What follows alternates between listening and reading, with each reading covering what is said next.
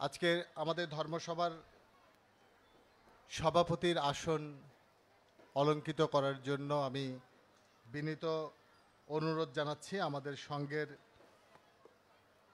Senior সহ সভাপতি শ্রদ্ধেয় সভাপতি ঋত্বিক প্রাণ শঙ্কর দাস মহোদয়কে। আমি শ্রদ্ধেয় লিটন দাকে আমাদের সভাপতিরকে পুষ্পস্তবক দিয়ে বরণ করে নেওয়ার জন্য আমি বিনীত অনুরোধ জানাচ্ছি। মায়েরা একটু উলুধ্বনি দেবেন। বন্দে পুরুষোত্তমম, বন্দে পুরুষোত্তমম, বন্দে পুরুষোত্তমম। ওই তিনি যখন যেখানে আবির্ভূত হন সেই স্থানে মানুষের পরম তীর্থ। আজকে পরম প্রেমময়ের 138তম আবির্ভাব তিথি মহোৎসবের আজকে পূর্ণ তাল নবমীর এই লগ্নে আমরা উপনীত হয়েছি। সারাদিন প্রচণ্ড গরমে সবাই ক্লান্ত হয়ে পড়েছি। সেই ক্লান্তের মাঝখানেও আমাদের একটি ভালো লাগা, ভালোবাসা সেটি অনুভূত হচ্ছে বিধায় আমরা শত কষ্টের মাঝেও, শত কষ্ট সহ্য করেও, প্রচণ্ড গরম সহ্য করেও এই পরম প্রেমময়ের এই জন্মভূমির মাটিকে প্রণাম নিবেদন করার জন্য আমরা এখানে সমবেত হয়েছি।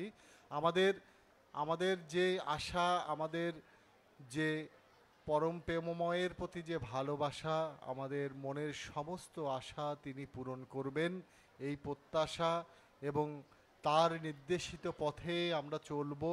সেই চলার পথটি যেন আরও সুন্দর হয়, মসৃণ হয়, সেই প্রার্থনা পরম পিতার রাতুল চরণে জানিয়ে আজকে আমাদের এই ধর্মসভার শুভ আরম্ভ করছি।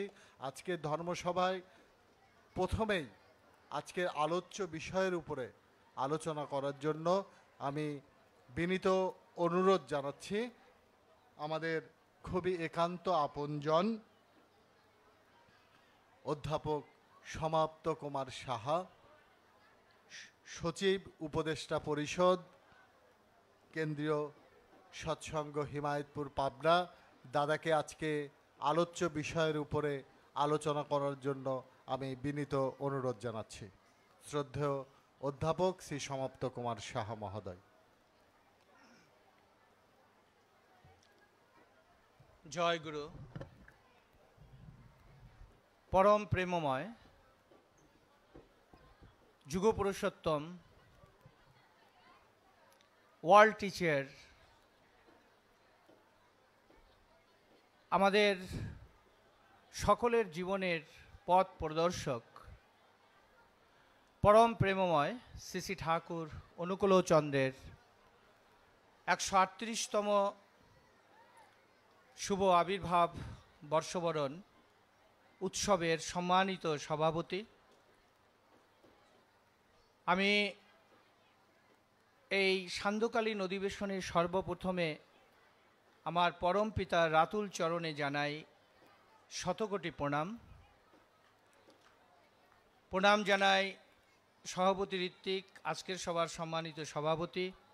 উপস্থিত আছেন সভাপতি ঋত্বিক, দেবতাবৃন্দ এবং দেশের দূর দূরান্ত থেকে আগত আমার শ্রদ্ধাভাজন দাদা এবং মায়েরা,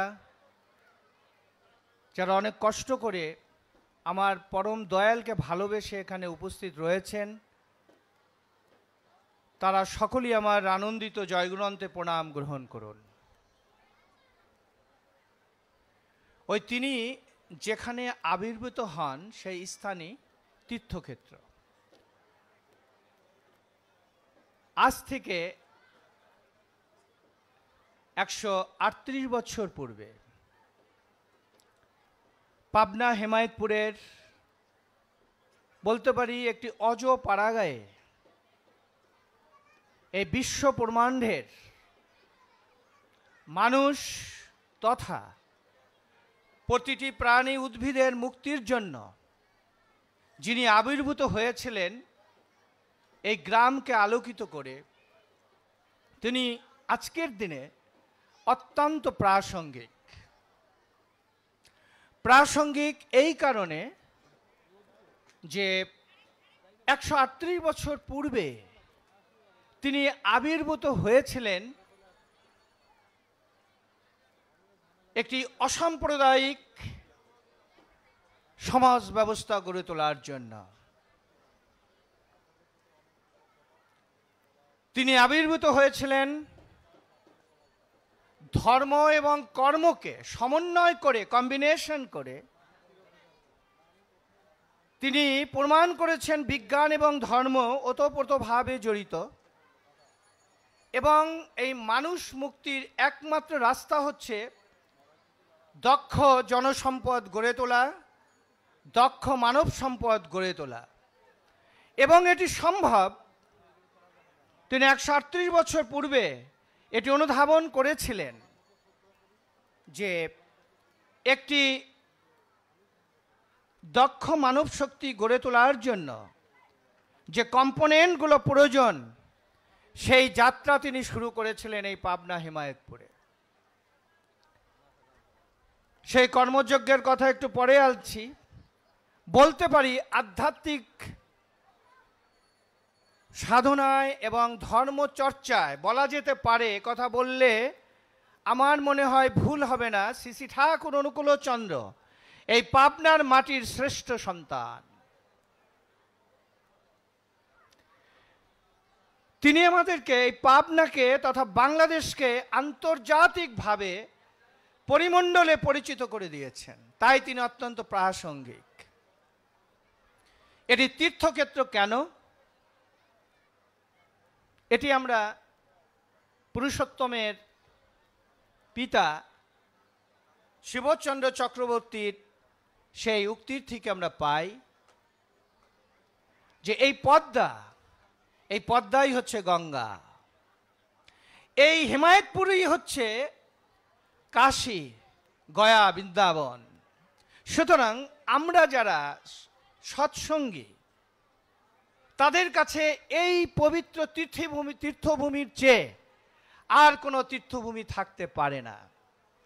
এখন আমরা হয়তো আর্থসামাজিক প্রেক্ষাপটের কারণে আমরা এখানে হয়তো দর্শকবিন্দুকে, ভক্তবিন্দুকে সেইভাবে দেখতে পাই না, কিন্তু এক সময় ছিল অবিভক্ত ভারতবর্ষ যখন ছিল, তখন Orissa, Bangla, Bihar, Madras, Bombay, Nepal, Pakistan, America, Netherland, Australia, Japan থেকে বিভিন্ন ভক্তবৃন্দ এই উৎসবের সময় উপস্থিত হতেন। এখানে প্রত্যেকটি ধূলিকণা অত্যন্ত পবিত্র, কারণ আমার মনে হয় এখানে মাতা মনমোহনী দেবী সাধনা করেছেন, এবং লক্ষ কোটি মানুষের যে নাম ধ্যান এবং যে পদচারণা হয়েছে, আমি দৃঢ়ভাবে বিশ্বাস করি, এটা আমার ব্যক্তিগত অভিমত থেকে বলছি, 1 কিলোমিটার নিচে গেলেও হয়তো সেই নাম ধ্যানের ভাইব্রেশন আমরা দেখতে পাব। এই পাবনার মাটির, আমার পরমপিতার জন্মস্থানের, আমার মাতা মনমোহনী দেবী যেখানে সাধনা করতেন, সে 1 কিলোমিটার কাশীপুর, যেখানে আমার ঠাকুর পদচারণা করেছেন, যেখানেই যাই না কেন, আমার মনে হয় এই 10 কিলোমিটারের মধ্যে যদি আমরা যাই, আমরা যদি ভিতরে যাই, আমরা সেই নাম ধ্যানের কম্পাঙ্ক ভাইব্রেশন শুনতে পারবো। তাই এটি আমাদের কাছে অত্যন্ত পবিত্র স্থান। এত শত লক্ষ কোটি হাজার কোটি মানুষের নাম ধ্যান হয়েছে। দেখুন, আমাদের যুগপুরুষোত্তম পুরুষ যারা, তারা এক বার্তাবাহী। আমার ঠাকুরের যে মেসেজ, আমি যখন দীক্ষা নিলাম, এই মেসেজগুলো যখন আমি অধ্যাপনা করলাম, এর আগে আমি বুঝিনি, সত্যিকার অর্থেই বুঝিনি ধর্ম কি। ধর্ম সম্বন্ধে আমার সুস্পষ্ট ধারণা ছিল না। যখন উনি বললেন ধর্ম is the science of being and becoming, ধর্ম হচ্ছে বাঁচা বাড়ার পথ, বাঁচা বাড়ার বিজ্ঞান, এত সহজ ভাবে আমরা কিভাবে বাঁচতে পারি, কিভাবে বাড়তে পারি, সেই রাস্তা তিনি খুব সিম্পলিফাইড ওয়েতে, খুব সরলভাবে আমাদেরকে দেখিয়ে দিলেন। তিনি বললেন, অন্যে বাঁচায় নিজে থাকে ধর্ম বলে জানিস তাকে। কত সিম্পলিফাইড ডেফিনেশন অফ ধর্ম। তিনি কিন্তু বললেন না নিজে বাঁচে অন্যে থাকে ধর্ম বলে জানিস তাকে। তিনি বললেন অন্যে বাঁচায় নিজে থাকে ধর্ম বলে জানিস তাকে। অর্থাৎ ধর্ম হচ্ছে সেইটি যেকে আমি অন্যের জন্য, অন্যকে আমি বাঁচিয়ে রাখবো আগে, এটি আমার পরম ধর্ম। অপরকে আমি আগে বাঁচাবো, তারপর আমি নিজে বাঁচবো, এটি হচ্ছে আমার ধর্ম। তিনি আমাদেরকে শিখিয়ে দিলেন ঈশ্বর এক, ধর্ম এক, তার প্রেরিত পুরুষগণ এক বার্তাবাহী। সুতরাং তিনি আমাদেরকে শিখিয়ে দিলেন যিনি রামচন্দ্র, তিনিই শ্রীকৃষ্ণ, তিনিই বুদ্ধ, তিনিই যিশু, তিনিই মোহাম্মদ, তিনিই চৈতন্যদেব, তিনিই রামকৃষ্ণদেব, পরমহংসদেব, তিনি আমাদেরকে বুঝিয়ে দিলেন। তাই আমরা যারা সৎসঙ্গী, আমরা সকলকে সম্মান করি, কারণ পূর্বতমকে ধারণ করিয়াই পরবর্তীর আবির্ভাব। অর্থাৎ শ্রী শ্রী ঠাকুর অনুকূল চন্দ্র আমাদের মাঝে উপস্থিত হয়েছেন লেটেস্ট থিওরি নিয়ে, সনাতন ধর্মাবলম্বীদের জন্য লেটেস্ট থিওরি। সে লেটেস্ট থিওরিটি হচ্ছে যোজন যাজন ইষ্টভীতি সস্তয়নী সদাচার। Very simple. তিনি বাঁচার জন্য 5টি ফিলসফি আমাদেরকে দেখিয়ে দিলেন। তুমি নিজে ধর্ম চর্চা করো, তুমি নিজে নাম ধ্যান করো, যাকে আমরা সবাই আমরা জানি, তারপরে বলছি এটি হচ্ছে যোজন, নিজের বাঁচার জন্য। পারিপার্শ্বিককে তুমি তোমার ইষ্টে উদ্বুদ্ধ করে তোলো, পারিপার্শ্বিককে তুমি ধর্মের পথে আনো, কারণ আমার ইষ্টের দিকে আনলে, ইষ্ট মানে মঙ্গল, সকলে মঙ্গলে থাকবেন, সকলে ভালো থাকবেন। আর আমার পারিপার্শ্বিক যদি ভালো থাকে তাহলে আমি ভালো থাকব। তিনি আমাদের শিখিয়ে দিলেন যে তুমি যেটা উপার্জন করো, তোমার সেই উপার্জিত সংগ্রহ থেকে তোমার সদ্গুরুর জন্য জল অন্ন গ্রহণ করার পূর্বে তুমি অতি প্রত্যুষে সূর্য ওঠার আগে তুমি ইষ্টভীতি করো ব্রাহ্ম মুহূর্তে। ইষ্টভীতি মানে কি? ইষ্টভীতি কি আমরা ঠাকুরকে দিয়ে ঠাকুরকে খুশি করছি? Not at all, no. ইষ্টভীতি আমরা দিয়ে আমাদের মঙ্গলের জন্য আমরা ইষ্টভীতি করছি, এবং ইষ্টভীতি দিয়ে ঠাকুর যে গ্রহণ করছেন, কি গ্রহণ করছেন? আমাদের এই ইষ্টভীতি দানের মাধ্যমে আমাদের সমস্ত রোগ বালাই, দৈন্য দুর্দশা ঠাকুর নিজে গ্রহণ করে আমাদের মঙ্গল করছেন। এটি হচ্ছে ইষ্টভীতির তাৎপর্য। ইষ্টভীতি ঠাকুর প্রথমে নিতে চাননি। ঠাকুরের কাছে বহু দূর দূরান্ত থেকে ভক্তবৃন্দ আসতেন, কলা নিয়ে আসতেন, গাছের লাউ নিয়ে আসতেন, কুমড়া নিয়ে আসতেন, কাঁচা কলা নিয়ে আসতেন।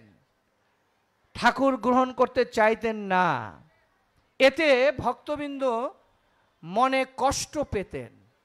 একদিন এক মা এরকম অনেকগুলো তার গাছে ধরা সবজি ফল নিয়ে আসছেন, ঠাকুরের কাছে দিতে আসছেন। ঠাকুর বলছেন, তুই এগুলো নিয়ে আসছিস কেন? মা বলছেন, ঠাকুর এগুলো আপনি রাখুন। ঠাকুর প্রথমে গ্রহণ করেননি। ওই মা 2 দিন পর্যন্ত ঠাকুরের ওই সামনে থেকে উঠেন নাই। তিনি বলেছেন, এটা আলোচনা প্রসঙ্গে বলা আছে, তিনি বলেছেন, আপনি যদি এই অর্ঘ্য গ্রহণ না করেন তাহলে আমি আপনার এখান থেকে যাব না। মায়ের অবস্থা দেখে তখন এই যে দেখলেন যে ভক্ত কষ্ট পাচ্ছে, আপনাদের বুঝতে হবে যে ওই ভক্ত কষ্ট পাচ্ছে, ঠাকুর যদি এটা গ্রহণ করেন তাহলে ভক্তটা নিষ্কৃতি পান, তার মঙ্গল হয়। তখন 2 দিন পর ঠাকুর মাকে বললেন, যা তোর বড় মাকে দিয়ে আয়। তখন থেকেই আমাদের সৎসঙ্গে ইষ্টভীতির প্রচলন। এটি নিয়ে অনেকে অনেক ধরনের কথা বলেন। I want to make it clear, very clear. সেটি হলো, ইষ্টভীতি ঠাকুর বললেন 2টি বিষয়ের উপর নির্ভর করে, সামর্থ্য যোগ এবং অভ্যাস যোগ। তোমার সামর্থ্যে যা কোলায় তুমি তাই দিয়ে ইষ্টভীতি করো। ইষ্টভীতি মানে টাকা প্রদান নয়, আমাদেরকে বুঝতে হবে। ইষ্টভীতি হচ্ছে আমার পরম পিতাকে ভালোবেসে। সন্তান তার পিতাকে কি খেতে দেয়নি, খেতে দেয় না? বাবাকে অভুক্ত রেখে কি সে সন্তান খাদ্য গ্রহণ করতে পারে? আমি কি পারি আমার পিতাকে না খাইয়ে আমি খাদ্য গ্রহণ করতে? তাই আমি যদি আমার সদ্গুরুকে শ্রী শ্রী ঠাকুর অনুকূলচন্দ্রকে ভালোবাসি, তার প্রতি যদি আমার অচ্যুত অনুরাগ থাকে, ভালোবাসা থাকে, তাহলে তো আমি তাকে না দিয়ে কিছু গ্রহণ করতে পারি না। তাই আমরা তাকে আমার উপার্জিত অর্ঘ্য থেকে আমার যতটুকু সামর্থ্য, ঠাকুর কিন্তু কোনো কিছু নির্ধারণ করে দেয় না, বরঞ্চ বলেছেন, এক ভক্ত বলেছিলেন, ঠাকুর যুদ্ধের সময় ইষ্টভীতি করব কিভাবে? তখন যদি নিরুদ্ধ অবস্থায় থাকি তখন ইষ্টভীতি করব কিভাবে? ঠাকুর উত্তরে বললেন, ফল মূল জল তাও যদি না জোটে, এক মুঠো বালি দিয়ে ইষ্টভীতি করো। এই হচ্ছে আমার ঠাকুর অনুকূলচন্দ্র। সুতরাং আমরা তাকে ইষ্টভীতি করছি আমাদের মঙ্গলের জন্য, সামর্থ্য যোগ এবং অভ্যাস যোগ। দাদা এবং মায়েরা, আমি একজন ছোট্ট সৎকর্মী, সৎসঙ্গের কর্মী। আমার অনুভূতি, আপনারা সবাই ঠাকুরের দয়া পেয়েছেন, আমি এটা বিশ্বাস করি। আমার দৃঢ় বিশ্বাস অনুকূলচন্দ্র হচ্ছে আমাদের বড় নিশ্চয়তার দাতা। তিনি কি নিশ্চয়তা দিয়ে দিলেন? সদ্গুরুর শরণাপন্ন হও, সৎনাম মনন করো, সৎসঙ্গকে সঙ্গে নিয়ে তেমনি করেই চলতে থাকো। আমি নিশ্চয়ই বলছি, তোমার মঙ্গলের জন্য তোমাকে ভাবতে হবে না। ঠাকুর যখন পাঞ্জা দিলেন দাদাদের, সহবর্তী ঋত্বিকের পাঞ্জা যখন দিলেন, দেওয়ার পরে ঠাকুর বললেন, আজ থেকে তোদের দায়িত্ব আমি নিলাম। এর চেয়ে বড় ক্রান্তি আর কি হতে পারে? সুতরাং আমাদের আর কোনো চিন্তা নেই। ঠাকুর বলছেন, একবার যারা আমার কাছে দীক্ষা নিয়েছে, আমার নাম নিয়েছে, তাদের জনম জনম ভালো হবে, বংশ পরম্পরায় তারা মঙ্গলের পথে চলবে। এর চেয়ে নিশ্চয়তা আমি অন্ততপক্ষে প্রফেসর সমাপ্ত কুমার সাহা কারো কাছ থেকে পাইনি। তাই তিনি আমার কাছে সদ্গুরু, আমার কাছে পরম প্রেমময়, আমার কাছে ভগবান। ভগবান কেন? মাতা মনমোহনী দেবীর কাছ থেকে শুনুন তার সন্তান সম্পর্কে সার্টিফিকেট। আমি ভগবান বলছি না, আমি তো ভগবান বলি, কারণ ভগবানকে আমি আকাশের ভগবানকে বিশ্বাস করি না। যার কোনো অস্তিত্ব নাই তাকে আমি বিশ্বাস করি না। যাকে আমি দেখতে পাই, যাকে আমি সাকার রূপে দেখতে পাই, যিনি আমার ভাত জোগাড় করে দেন, তাকে আমি বলি ভগবান। ঠাকুর বললেন, রবীন্দ্রনাথকে বাদ দিয়ে রবীন্দ্রনাথের কাব্য হয় না। তাই রবীন্দ্রনাথকে যদি আমি বিশ্বাস না করি, তার কাব্য থাকে না, কবিতা থাকে না। তাই রবীন্দ্রনাথ আগে, তাই রবীন্দ্রনাথকে আমার আগে বিশ্বাস করতে হবে। তিনি আছেন বলেই আজকে তার কাব্য, আজকে তার কবিতা, আজকে তার গদ্য, তার অস্তিত্ব আমরা খুঁজে পাই। সুতরাং ভগবান তিনি আছেন, বহুবার প্রমাণ পেয়েছি। একটা পরিবারের ঘটনা দেব, তারপর মাতা মনমোহনী দেবীর কাছে তিনি ভগবান কিভাবে স্বরূপে আবির্ভূত হলেন আপনাদেরকে বলবো। 2020 সাল করোনা মহামারী, আপনারা অনেকেই জানেন। আমি একসময় নারায়ণগঞ্জ কর্মসূত্রে, আমি একটি সরকারি কলেজের অধ্যাপক হিসাবে বর্তমানে পিআরএলে আছি। একসময় আমার নারায়ণগঞ্জ সরকারি তোলারাম কলেজ আমার পোস্টিং ছিল, এবং এই করোনার হটস্পট ছিল নারায়ণগঞ্জ। ওখানে দুইজন ভদ্রলোক এবং ভদ্রমহিলা ইটালিতে থাকতেন, এবং তারা ওই নারায়ণগঞ্জের আল জয়নাল প্লাজাতে প্রথমে আসেন, এবং ওইখানে একটা আল জয়নাল প্লাজা, একটা ফ্ল্যাটের নাম, ওইখানে তাদের প্রথমে করোনা ধরা পড়ে। হটস্পট। টেলিভিশন দেখি আর হৃদস্পন্দন বেড়ে যায়, বাইরে অ্যাম্বুলেন্সের শব্দ, আপনার কি বলে এটাকে, লকডাউন। আমার স্ত্রীর আমার ঘরের কথা এটা শেয়ার করছে এই কারণে, শ্রী শ্রী ঠাকুর অনুকূলচন্দ্র কে, এটি আমি আমার জীবনে উপলব্ধি করেছি, আপনাদের সাথে শেয়ার করছি। আপনাদের মায়ের, অর্থাৎ আমার স্ত্রীর, রাত্রির 1টার সময় তলপেটে ব্যথা, প্রচণ্ড ব্যথা, সিভিয়ার ব্যথা, সমস্ত হাসপাতাল এরকম বন্ধ, লকডাউন চলছে। কাকে ডাক দেব? ডাক্তার নেই, ঘর থেকে বেরোতে পারি না, বাইরে অ্যাম্বুলেন্সের শব্দ, শুধু রুগী নিয়ে যায় আসে। কর্তব্য বিমূঢ়, কোনো উপায় পাচ্ছি না, কোনো বুদ্ধি পাচ্ছি না। ঘরের মধ্যে আমি, আমার স্ত্রী আর আমার ছোটো মেয়ে, আমার বড় ছেলেটা তখন কানাডাতে অধ্যয়নরত। কি করব বুঝতে পারছে না, প্রচণ্ড চিৎকার করছে। সে মা বাবা বলে আমার মনে হয় মহল্লার লোকজন সেখানে জানবে। নিরুপায় হয়ে, একদম নিরুপায় হয়ে সারেন্ডার করে ঠাকুরের ঘরের পাশে, সাথেই আমার একটা খাট ছিল, খাটের উপরে বসে আমার স্ত্রীর মাথাটা আমার হাঁটুর উপরে নিয়ে, যেখানে তার পেট ব্যথা করছে সেই তলপেটে আমি হাতটা রেখে তাকে শুধু বললাম, আমরা নিরুপায়, আমাদের ঠাকুর ছাড়া কেউ নাই এই মুহূর্তে, কোনো ডাক্তার নাই, কোনো কবিরাজ নাই, কোনো সৎসঙ্গী নেই, চতুর্দিকে লকডাউন। আমি শুধু বললাম তুমি নাম করো। সে বাবারে মারে করে চিৎকার করছে, আর যেখানে তার পেইন আমি সেখানে হাত দিয়ে চাপ দিয়ে আমি নাম করছি। পরম পিতার অশেষ কৃপায় 40-45 মিনিট নাম করার পর আস্তে আস্তে সে ঘুমিয়ে পড়ল, আস্তে আস্তে ঘুমিয়ে পড়ল। এবং 1-1.5 ঘন্টা যাওয়ার পরে আমি দেখছি তার ঘুমে নাক ডাকছে। পরম পিতার ছবি বিগ্রহ আমার পাশে, আমি তার দিকে বারবার তাকাচ্ছি এবং বলছি, ঠাকুর তুমি ছাড়া আমার আর কেউ নেই, এই মুহূর্তে তুমিই পারো একমাত্র আমার রক্ষা করতে, আর আমার কেউ নেই। আপনার মা, আপনাদের মা ঘুম থেকে সকাল পরের দিন 8:30টার সময় ঘুম থেকে উঠলেন এবং তিনি জানলেনই না তার কোনো ব্যথা এবং বেদনা ছিল। এই হচ্ছে নামের মাহাত্ম্য। এই নাম আমাদেরকে ঠাকুর দিয়েছেন।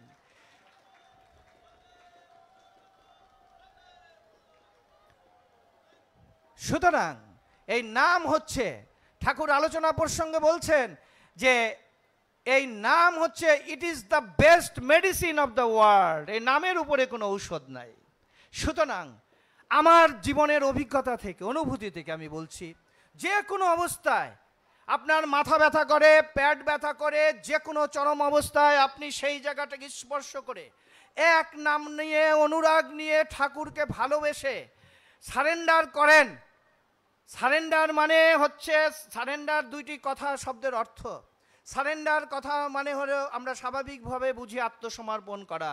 ঠাকুর বললেন সারেন্ডার মানে ইষ্টকে সবার উপরে রাখা। সব কিছুর উপরে আমরা ইষ্টকে রাখবো।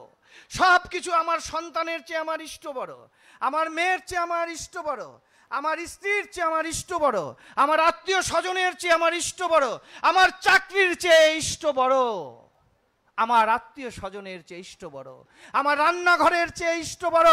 সকালবেলা উঠেই যেন আমার নেশা থাকে আমি ঠাকুরের ঘরে যাব, ইষ্টভীতি করব। আমার অন্য কোনো কাজে যেন আমি স্পর্শ না করি। করে দেখুন জীবনের পরিবর্তন কিভাবে হয়। নাম, নাম। ঠাকুরকে এক ভক্ত পুষ্ট করেছিলেন, ঠাকুর সবসময় আপনার কাছে হাজার হাজার লক্ষ লক্ষ ভক্তবৃন্দ আছে, আপনি নাম করেন কখন? উত্তরে ঠাকুর বললেন, আমি করি না কখন, আমি করি না কখন। তার মানে ঠাকুর 24 ঘন্টা নামের মধ্যে থাকেন। আসুন, নাম করতে আমাদের পয়সা তো লাগে না। আমরা কর্মস্থলে যাই, সেখানে আমরা নামে ব্যব্রত থাকি। আমরা ট্রেনে চলি, বাসে চলি, হেলিকপ্টারে চলি, প্লেনে চলি, ভ্যান গাড়িতে চলি, প্রাইভেট কারে চলি, আমি আমার ব্যবসা প্রতিষ্ঠানের গদিতে বসি, যে যেখানেই থাকি না কেন সব সময় যেন আমরা নামে ব্যব্রত থাকি। নামের মাহাত্ম্য, what is the scientific explanation? এই নাম, নাম করলে আমাদের মস্তিষ্ক, ব্রেন সেল অ্যাক্টিভ হয়। এই নাম করলে আমরা ভালো হয়ে যাই কেন? নাম করলে কি লাভ? ঠাকুর নাম দিলেন কেন?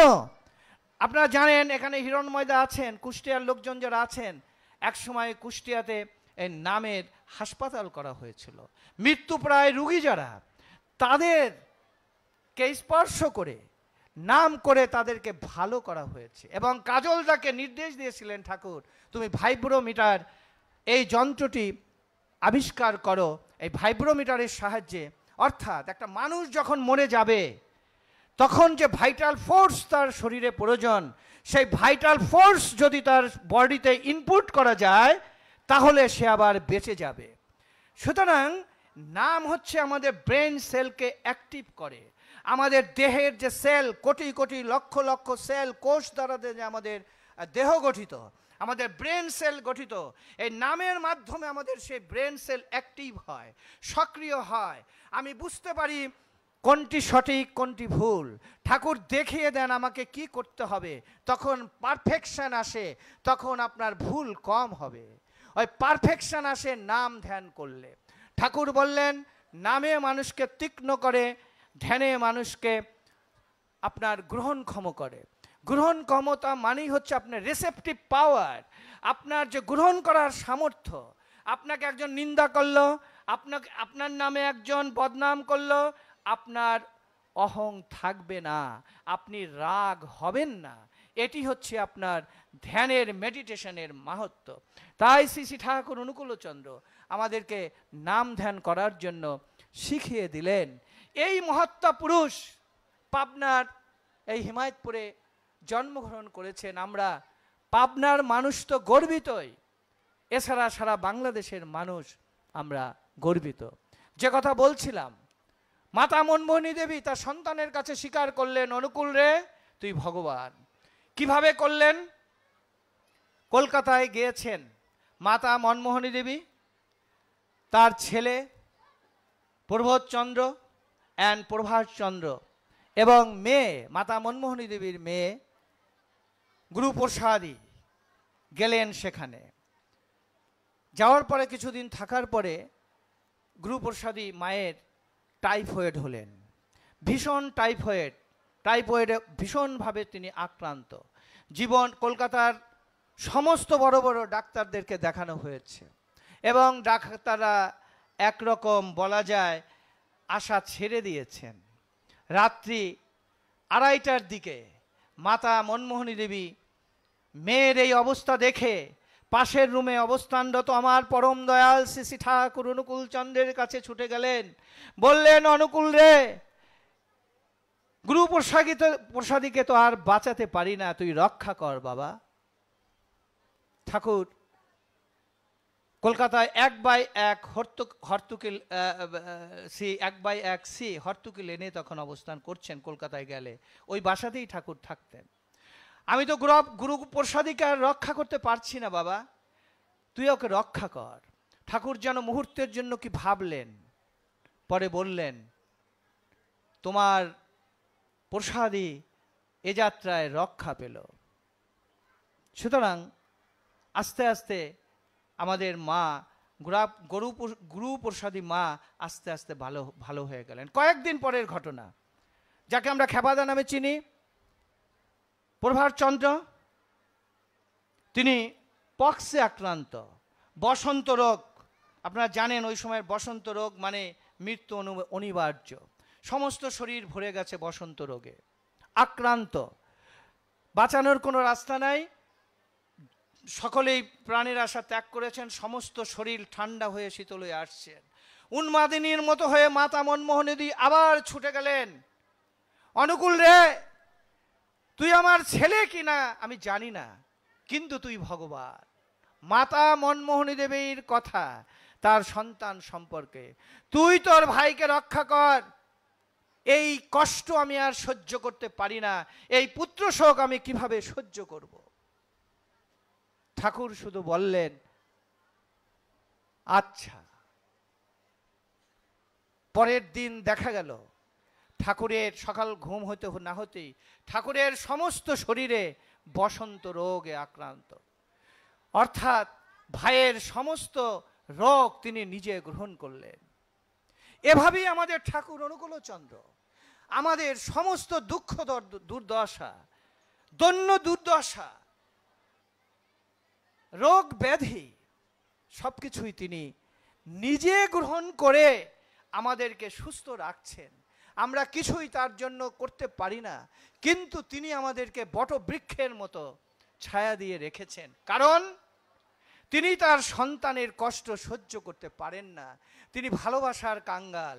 তার যে সে মূল্যবান বাণী, মানুষ আপন টাকা পর, যত পারিস মানুষ ধর। তাই তিনি ভালোবাসার কাঙ্গাল, মানুষের কাঙ্গাল।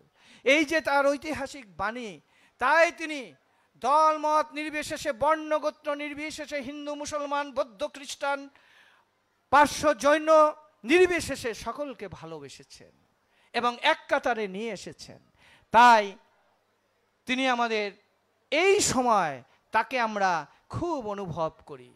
তিনি আছেন আমাদের মধ্যে, তিনি আমাদের মধ্যে আছেন, সশরীরে এখানে উপস্থিত আছেন, পাবনার মাটিতে তিনি উপস্থিত আছেন। তাই এই পবিত্র তীর্থভূমি পবিত্র থেকে পবিত্রতর হচ্ছে, দিন দিন আরও হবে।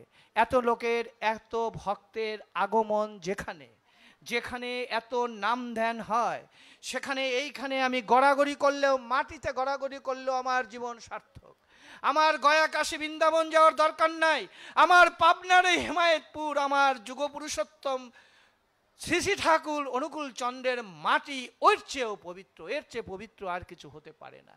এটি পৃথিবীর শ্রেষ্ঠ তীর্থস্থান, যেখানে আবির্ভূত হয়েছে।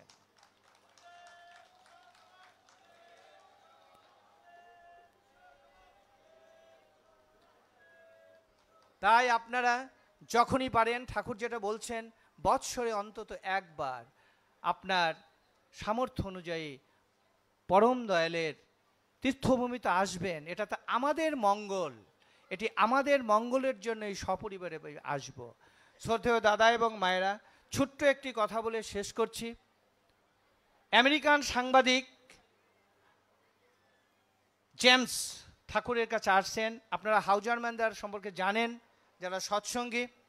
ইনি আমেরিকান ভদ্রলোক। দ্বিতীয় বিশ্বযুদ্ধের সময় এই চিকিৎসা সেবার জন্য তিনি টিম নিয়ে ভারতবর্ষে এসেছিলেন। দৈব ঘটনাক্রমে যখন তিনি রাস্তা দিয়ে যাচ্ছিলেন, তখন তিনি দেখলেন যে রাস্তার পাশে সৎসঙ্গীদের একটি অনুষ্ঠান হচ্ছেন। তিনি আমেরিকান, ইংলিশে কথা বলেন ভালো করে, ওখানকার লোকজন ইংলিশে বুঝতো না। তারপরও দেখলেন অনুকূল চন্দ্রের অনুষ্ঠান হচ্ছে, দাঁড়িয়ে বক্তব্য শুনলেন। ঠাকুরের প্রতি তার ভক্তি আসলো, শ্রদ্ধা আসলো, পর্যায়ক্রমে ঠাকুরের কাছে দীক্ষিত হলেন। তারই একজন সঙ্গী মিস্টার জেমস, যিনি আমেরিকার ভদ্রলোক, হাউজারম্যানদের সাথে আশ্রমে আসছেন। ঠাকুরের সামনে এসে বলছেন, ঠাকুর, আপনার বাণী বা মেসেজ এটি কি শুধু সৎসঙ্গীদের জন্য? ঠাকুর বললেন, no, it is for the whole humanity. সৎসঙ্গের বাণী হচ্ছে এই বিশ্বের সকল মানুষের জন্য, এই বিশ্বের সকল মানুষের জন্য।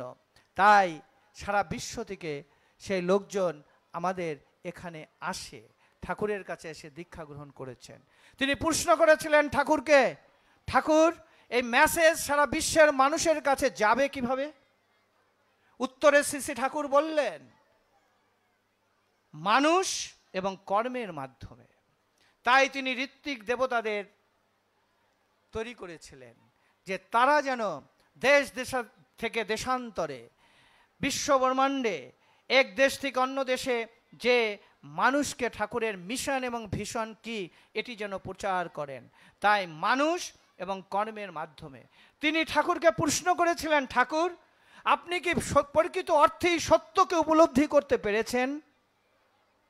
ঠাকুর বললেন, আমি লেখাপড়া জানি না, আমি যা দেখি, আমি যা শুনি, আমার যে অভিজ্ঞতা, তাই আমি বলি। প্রশ্ন করেছিলেন ওই সাংবাদিক, ঠাকুর, তাহলে ভগবানকে পাওয়ার জন্য মাধ্যম কেন প্রয়োজন? পৃথিবীর অনেক লোকই তো ভগবানের সাধনা করে না, তারা কি ভালো নেই? আর ভগবানের কাছে যেতে আমার সদ্গুরুর কাছে আসতে হবে কেন? তখন প্রশ্ন করেছিলেন, যাওয়া কি যায়? উত্তরে ঠাকুর বললেন, না, তার জন্য লিভিং অল্টার চাই, জীবন্ত বেদী চাই। আর জীবন্ত বেদী হচ্ছে তোমার ওই যিশু খ্রাইস্ট। তুমি যেমন খ্রাইস্টকে ভালোবাসো, তিনি বললেন, যিশু খ্রিস্টের ওই কথাটি আমার খুব ভালো লাগে। I am the way, the goal, the truth, nobody can come to the father without me. এই কথাটি আমার খুব ভালো লাগে। তাই গডের কাছে যেতে হলে তোমার যিশুকে ধরতে হবে। তাই ভগবানকে পাওয়ার জন্য, ঈশ্বর প্রাপ্তির জন্য, আমাদের মুক্তির জন্য আমাদের সদ্গুরুকে ধরতে হবে। সাংবাদিক প্রশ্ন করেছিলেন, ঠাকুর মানুষের এত অসুখ বিসুখ হয় কেন?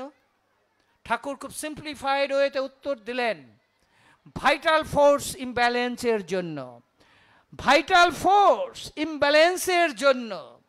এই ভাইটাল ফোর্স, জীবনী শক্তি যখন আমার ভারসাম্যহীন হয়ে যায়, তখন আমার সমস্ত দুঃখ, আমার দৈন্য, আমার অসুখ বিসুখ আমার উপর ভর করবে। ঠাকুর বললেন, দেখেন কত সুন্দর কথা, এটাকেই বলে ব্যাধি, এইটাকেই ইংরেজিতে বলা হয় ডিজিজ। ডিজিজ মানে হচ্ছে ইজ এর অভাব। ইজ বানান স্পেলিংটা হচ্ছে EASE। ডিজিজ মানে হচ্ছে ইজ এর অভাব, অর্থাৎ স্বস্তির অভাব। আর আমরা স্বস্তির অভাব পুষ্ট করেছিলেন। তাহলে এটার থেকে মুক্তি পাওয়ার উপায় কি? ভাইটাল ফোর্স বৃদ্ধি পাওয়ার উপায় কি? ঠাকুর বললেন, একমাত্র নাম ধ্যান। এই নাম ধ্যান করলে আমাদের জীবনী শক্তি বৃদ্ধি পাবে। তাই আসুন, আপনাদের কাছে সৎসঙ্গের একজন, আমি একজন ক্ষুদ্র কর্মী হিসাবে অনুরোধ করে যাচ্ছি, আমরা যেন রামচন্দ্রের মতো পিতৃভক্ত হতে পারি। আমরা যেন শ্রী শ্রী ঠাকুর অনুকূল চন্দ্রের মতো মাতৃভক্ত হতে পারি। আমরা যেন চাণক্যের মতো মাতৃভক্ত হতে পারি। আমরা যেন হনুমানজির মতো গুরু ভক্ত হতে পারি। এটি আমার বাড়ি, পাবনা হেমায়েতপুর, আমার গুরুর বাড়ি, মানে আপনার বাড়ি, আমাদের সকলের বাড়ি। এটি আমাদের আশ্রয়স্থল, এটি আমাদের প্রশ্রয়স্থল। আমরা এখানে আসব, আমার পরমপিতার কাছে আমাদের দুঃখ দুর্দশা অভাব অনটন যা কিছু আছে আপনি সব বলবেন। আর আমার অনুভূতি থেকে বলছি, ঘরের ভিতর আপনি ঠাকুরের সাথে কথা বলেন। আপনার যে অসুবিধা আপনি কথা বলেন। আপনি যখন কর্মস্থলে বের হবেন তখন ঠাকুরকে বলে যান, ঠাকুর আমি অমুক জায়গায় যাচ্ছি। আপনি স্কুলে যাবেন, বলে যান, ঠাকুর আমি স্কুলে যাচ্ছি। আপনি পাবনা আসবেন, বলে যান, ঠাকুর আমি পাবনা যাচ্ছি। আপনি অধিবেশনে যাবেন, আপনি বলে যান, ঠাকুর আমি অধিবেশনে যাচ্ছি। তিনি নিরাপদভাবে আপনাকে সেখানে পৌঁছা দেবেন এবং নিরাপদভাবে আপনাকে বাড়িতে ফিরিয়ে নিয়ে আসবেন। জয় গুরু। আপনারা ভালো থাকবেন, পরমপিতার আশ্রয়ে থাকবেন, সদ্গুরুর শরণাপন্ন হয়ে থাকবেন, 24 ঘন্টা নাম ধ্যানের মধ্যে থাকবেন। এ আমার আকুল বিনীত প্রার্থনা। জয় গুরু। বন্দে পুরুষোত্তমম, বন্দে পুরুষোত্তমম। আমরা তন্ময় মুগ্ধ হয়ে দাদার আলোচনা শুনছিলাম। ওই তিনি যখন যেখানে আবির্ভূত হন সেই স্থানে মানুষের পরম তীর্থ। আলোচ্য বিষয়ের উপরে সুন্দরভাবে আলোচনা করলেন আমাদের শ্রদ্ধেয় অধ্যাপক শ্রী সমাপ্ত কুমার সাহা দাদা। তার সুস্বাস্থ্য এবং সুদীর্ঘ জীবন কামনা করে পরমপিতার আতুল চরণে প্রার্থনা নিবেদন করছি। অমৃত পথের সহযাত্রী ইষ্টপ্রাণ দাদা ও মায়েরা, আমাদের এ পর্যায়ে ধর্মসভার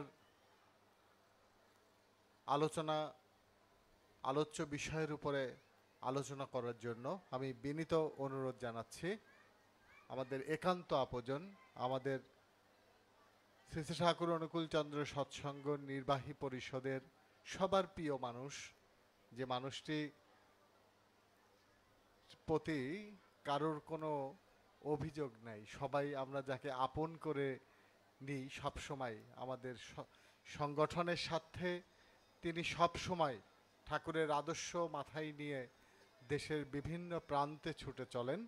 সেই মানুষটিকে আজকে আমি আমার এই আজকে ধর্মসভায় আলোচনা করার জন্য আমি বিনীত অনুরোধ জানাবো। সেই মানুষটি আমাদের একান্ত আপনজন, শ্রদ্ধেয় শ্রী বিকাশ চন্দ্র দাস, সভাপতি ঋত্বিক, সাংগঠনিক সম্পাদক শ্রী শ্রী ঠাকুর অনুকূল চন্দ্র সৎসঙ্গ, হেমায়েতপুর, পাবনা। শ্রদ্ধেয় কাকাকে আজকের আলোচ্য বিষয়ের উপরে আলোচনা করার জন্য আমি বিনীত অনুরোধ জানাচ্ছি। মায়েরা একটু উলুধ্বনি দেবেন। বন্দে পুরুষোত্তমম, বন্দে পুরুষোত্তমম, বন্দে পুরুষোত্তমম।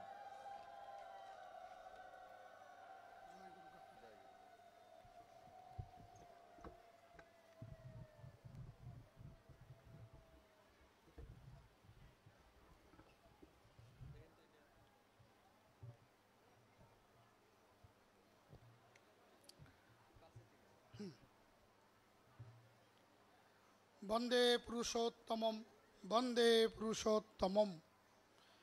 আমি আমার প্রথমে ইষ্ট আচার্য পরম প্রেমময় শ্রী শ্রী ঠাকুর অনুকূল চন্দ্রের আতুল চরণে শতকোটি প্রণাম। অদ্যাকার এই ধর্মসভার সম্মানিত সভাপতি, উপস্থিত বক্তাবৃন্দ, উপস্থিত দূর দূরান্ত থেকে আগত শ্রদ্ধেয় দাদা ও মায়েরা এবং ছোটো ছোটো সোনামণি, সকলের প্রতি রইল আমার আনন্দিত জয়গুরু। দাদা ও মায়েরা, আজকে সেই পবিত্র লগ্ন যে 138 বছর পূর্বে সেই 30শে ভাদ্র আমার জীবন আরাধ্য দেবতা ইষ্ট আচার্য ইচ্ছা করে এই বাংলার ফল মূল জল আবহাওয়া সব কিছু ভালোবেসে এই হিমায়তপুরকেই বেছে নিয়েছিলেন। সেই হিমায়তপুরেই উনি আবির্ভূত হয়েছিলেন। দাদা ও মায়েরা, সেই আবির্ভূত হওয়ার কত রকম পরম পুরুষরা যখন পৃথিবীতে আসেন, সেই আবির্ভূতর বিভিন্ন রকম তারা আগেই এই পৃথিবীকে বার্তা দেন। মাতা যখন গর্ভবতী, সেই সময় এক সন্ন্যাসী ওই ঠাকুর পরিবারের বাড়িতে আসেন। সংক্ষিপ্ত বলছি, বাড়িতে এসে উনি মনমোহিনী দেবীর মা তাকে কিছু ডালা দিয়ে পাঠালেন যেন উনি সানন্দে এটা গ্রহণ করেন। কিন্তু সাধু বাবাজি বললেন, মা, আমি এই পরিবারে একজন মা আছেন যে সন্তান প্রসব সম্ভাবনা, আমি তার কাছের থেকে এটা নিব, তাকে আমি দেখব। তখন বললেন সেই মাতা মনমোহিনী দেবীর মা, এ কি সর্বনাশের কথা, এটা তো সম্ভব না। নাসরবান্দা সেই সন্ন্যাসী, অর্থাৎ সেই ঈশ্বর পৃথিবীতে আসতেছেন, উনি বার্তা পেয়ে গেছেন, সাধক পুরুষ। তারপরে উনি যখন যাচ্ছিল না, সেই সময় সবাই মিলে গার্জিয়ানগুলো বসে সিদ্ধান্ত নিল, তাহলে আমার মেয়ে দরজার সামনে এসে দাঁড়াবে, কিন্তু বাহিরে যাবে না। সাধু বাবাজি তাতেই রাজি হলেন। ঠিক উনি যেই মাতা মনমোহিনী দেবী দরজার সামনে দাঁড়িয়েছেন, সেই নাগা সন্ন্যাসী ঠাকুরের সেই গোলকের হরির সেই মূর্তি দেখে উনি গড়াগড়ি শুরু করে দিলেন এবং প্রণাম করা শুরু করলেন। সবাই বললেন, এ কি সর্বনাশ, তারা মনমোহিনী দেবীকে প্রণাম করছে কেন? তখন তাকে জিজ্ঞাসা করা হলো, তুমি মনমোহিনী দেবীকে প্রণাম করছো কেন? সে বলল যে না, আমি তো মাতা মনমোহিনী দেবীকে প্রণাম করিনি। তাহলে আমি তো আমার সেই ঈশ্বর, সেই ভগবান, সেই ইষ্ট আচার্য গুরু, সেই সদ্গুরু, যে নামেই বলেন না কেন, আমি তো তাকেই প্রণাম করছি। সে তো আমাকে দেখা দিয়েছেন। এই মা এতই পূর্ণবান, সেই গোলকের হরি পৃথিবীতে আবির্ভূত হবেন। আমার আয়ু অত দিন নেই, আমি আর নিজের চোখে এই পৃথিবীকে সেই আবির্ভূত সেই পরম পুরুষকে দেখতে পাবো না। আমাকে এই মেসেজই দেওয়া হয়েছে যে তুমি যদি আমার মাকে দেখো, আমার মায়ের সান্নিধ্য যদি তুমি একটু যেভাবেই হোক যদি পেয়ে থাকো, তাহলে তোমার জন্ম সার্থক হবে, কিন্তু এই পর্যন্তই তোমার আয়ু। ঠিক উনি চলে যাওয়ার পর বেশ অনেক কিছুই প্রবলেম হওয়ার পর যেদিন এই 30শে ভাদ্র শ্রী শ্রী ঠাকুর অনুকূলচন্দ্র 7:28 উনি যখন এই পৃথিবীর ধরাধামে আবির্ভূত হলেন, জেলেরা সেই সময় পদ্মায় মাছ ধরিতেছিল। তারা মনে মনে দেখল এবং দূরের থেকেই তারা দেখতে পেল ওই বাড়িতে মনে হয় আগুন লেগেছে। জেলেরা নৌকা নিয়ে সেই বাড়িতে এসে দেখল আসলে ওই বাড়িতে আগুন লাগেনি, একটি নবজাত শিশু জন্মগ্রহণ করেছে।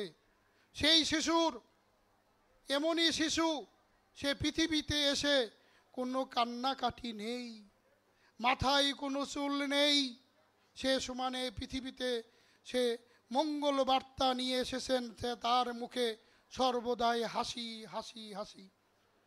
তখন তারা শান্ত হয়ে চলে গেল। এই হইল আমার পরম প্রেমময় শ্রী শ্রী ঠাকুর অনুকূলচন্দ্রের আবির্ভূত সেই পূর্ণভূমি, সেই হিমায়তপুর। তাই উনি ছোট ছোট বাণীর মাধ্যমে বললেন, ওই তিনি যেখানে আবির্ভূত হন সেই স্থানটি সবচেয়ে প্রিয় এবং পবিত্র স্থান এবং পরম তীর্থস্থান।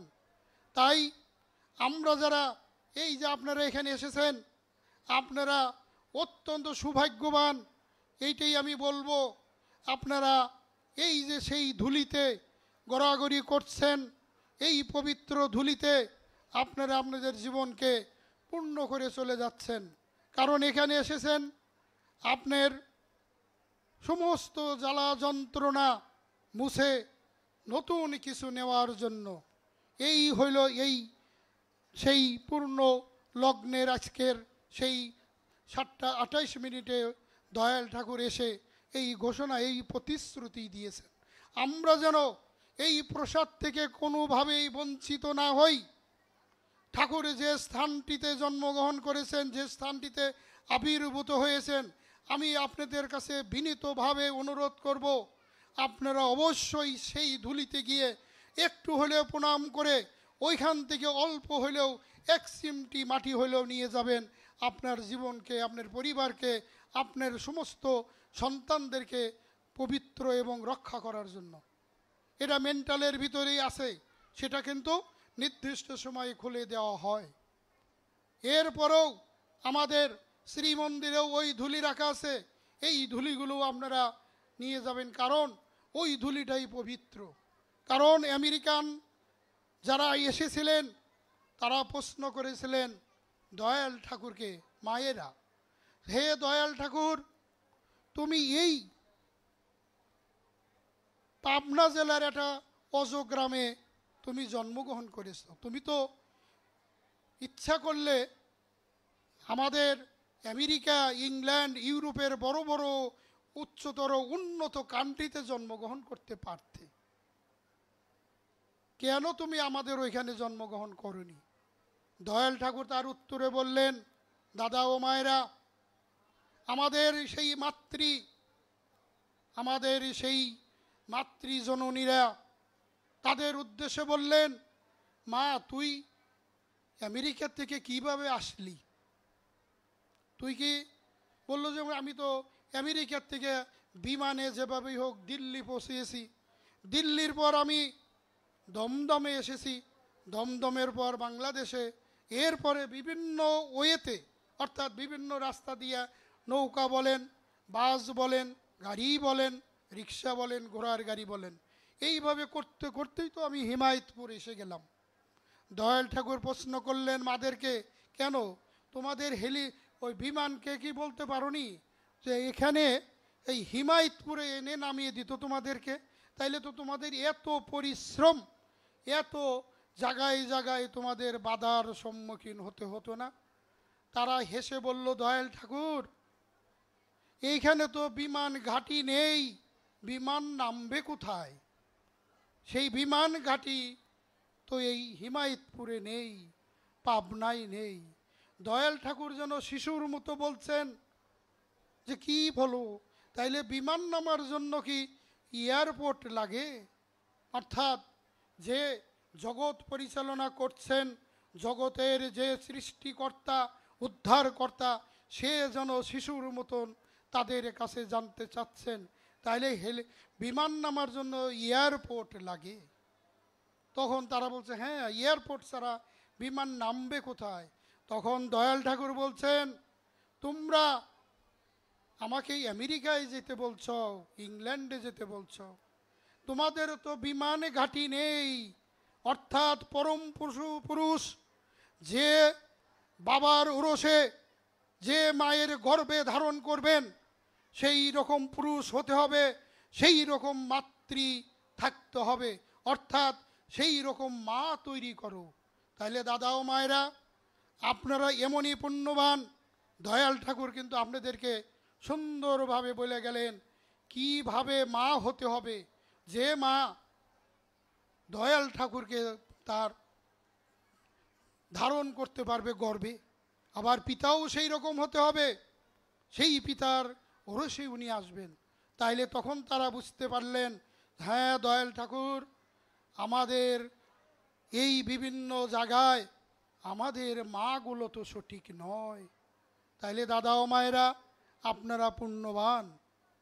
এইবার আবার ইচ্ছা করে দয়াল ঠাকুর উনি বাংলায় জন্মগ্রহণ করেছেন, কারণ এর আগে এইভাবে বাংলায় জন্মগ্রহণ করে বাংলায় কথাবার্তা খুবই কমই বলেছেন।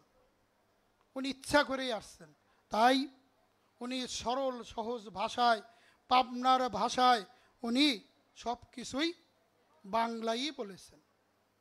দেখেন, যুগে যুগে পরম পুরুষ পৃথিবীতে আসছেন, ভগবান শ্রীকৃষ্ণ আসছেন, রামচন্দ্র আসছেন, এইভাবে আস্তে আস্তে শ্রী শ্রী ঠাকুর অনুকূলচন্দ্র আসছেন। কোনো মহাপুরুষ পৃথিবীতে যত ধর্ম আছে, কোনো ধর্মগ্রন্থ নিজে শ্রীহস্তে লিপিবদ্ধ করে যাননি। একমাত্র এই পৃথিবীতে শ্রেষ্ঠ পরম পুরুষ যে সম্পূর্ণ জীবন বিধান দিয়ে গিয়েছেন, উনি একমাত্র শ্রীহস্তে লিপিবদ্ধ করলেন আমাদের সেই অমৃত সত্য অনুসরণ। শুধু তাই নয়, সপ্তমবার পর্যন্ত সংস্কারও করে দিয়ে গেছেন, যাতে কেউ বিকৃত করতে না পারে। যেমন গীতা, আমরা যে যে গীতা দেখেন না, কতগুলো গীতা, গীতা কিন্তু ভগবান মুখশ্রিত যে বাণী, সেই বাণী এই গীতায় নেই, কারণ ওই সময় কাগজ কলম আবিষ্কার হয়নি। শ্রুতি স্মৃতি শুনতে শুনতে শুনতে শুনতে চলে আসছে।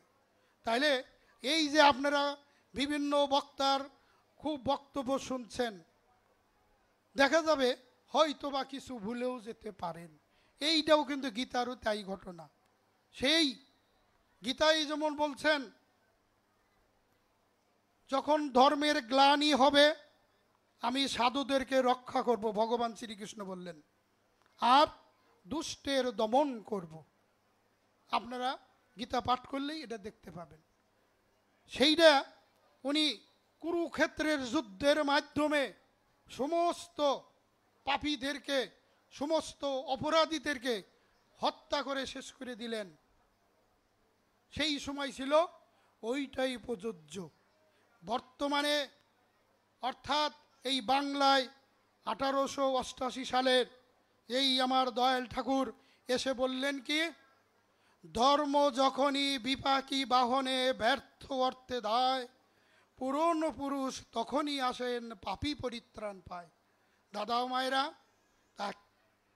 তাহলে কি বোঝা গেল? উনি কিন্তু এইবার আসছেন পাপীদের পরিত্রাণ করার জন্য, উনি পূর্ণবানদের পরিত্রাণ করার জন্য প্রতিশ্রুতি দেননি। কারণ যারা পূর্ণবান, যারা ধার্মিক, যারা জ্ঞানী, ওনারা তো অটোমেটিকই চলে যাবেন দয়াল ঠাকুরের চরণে।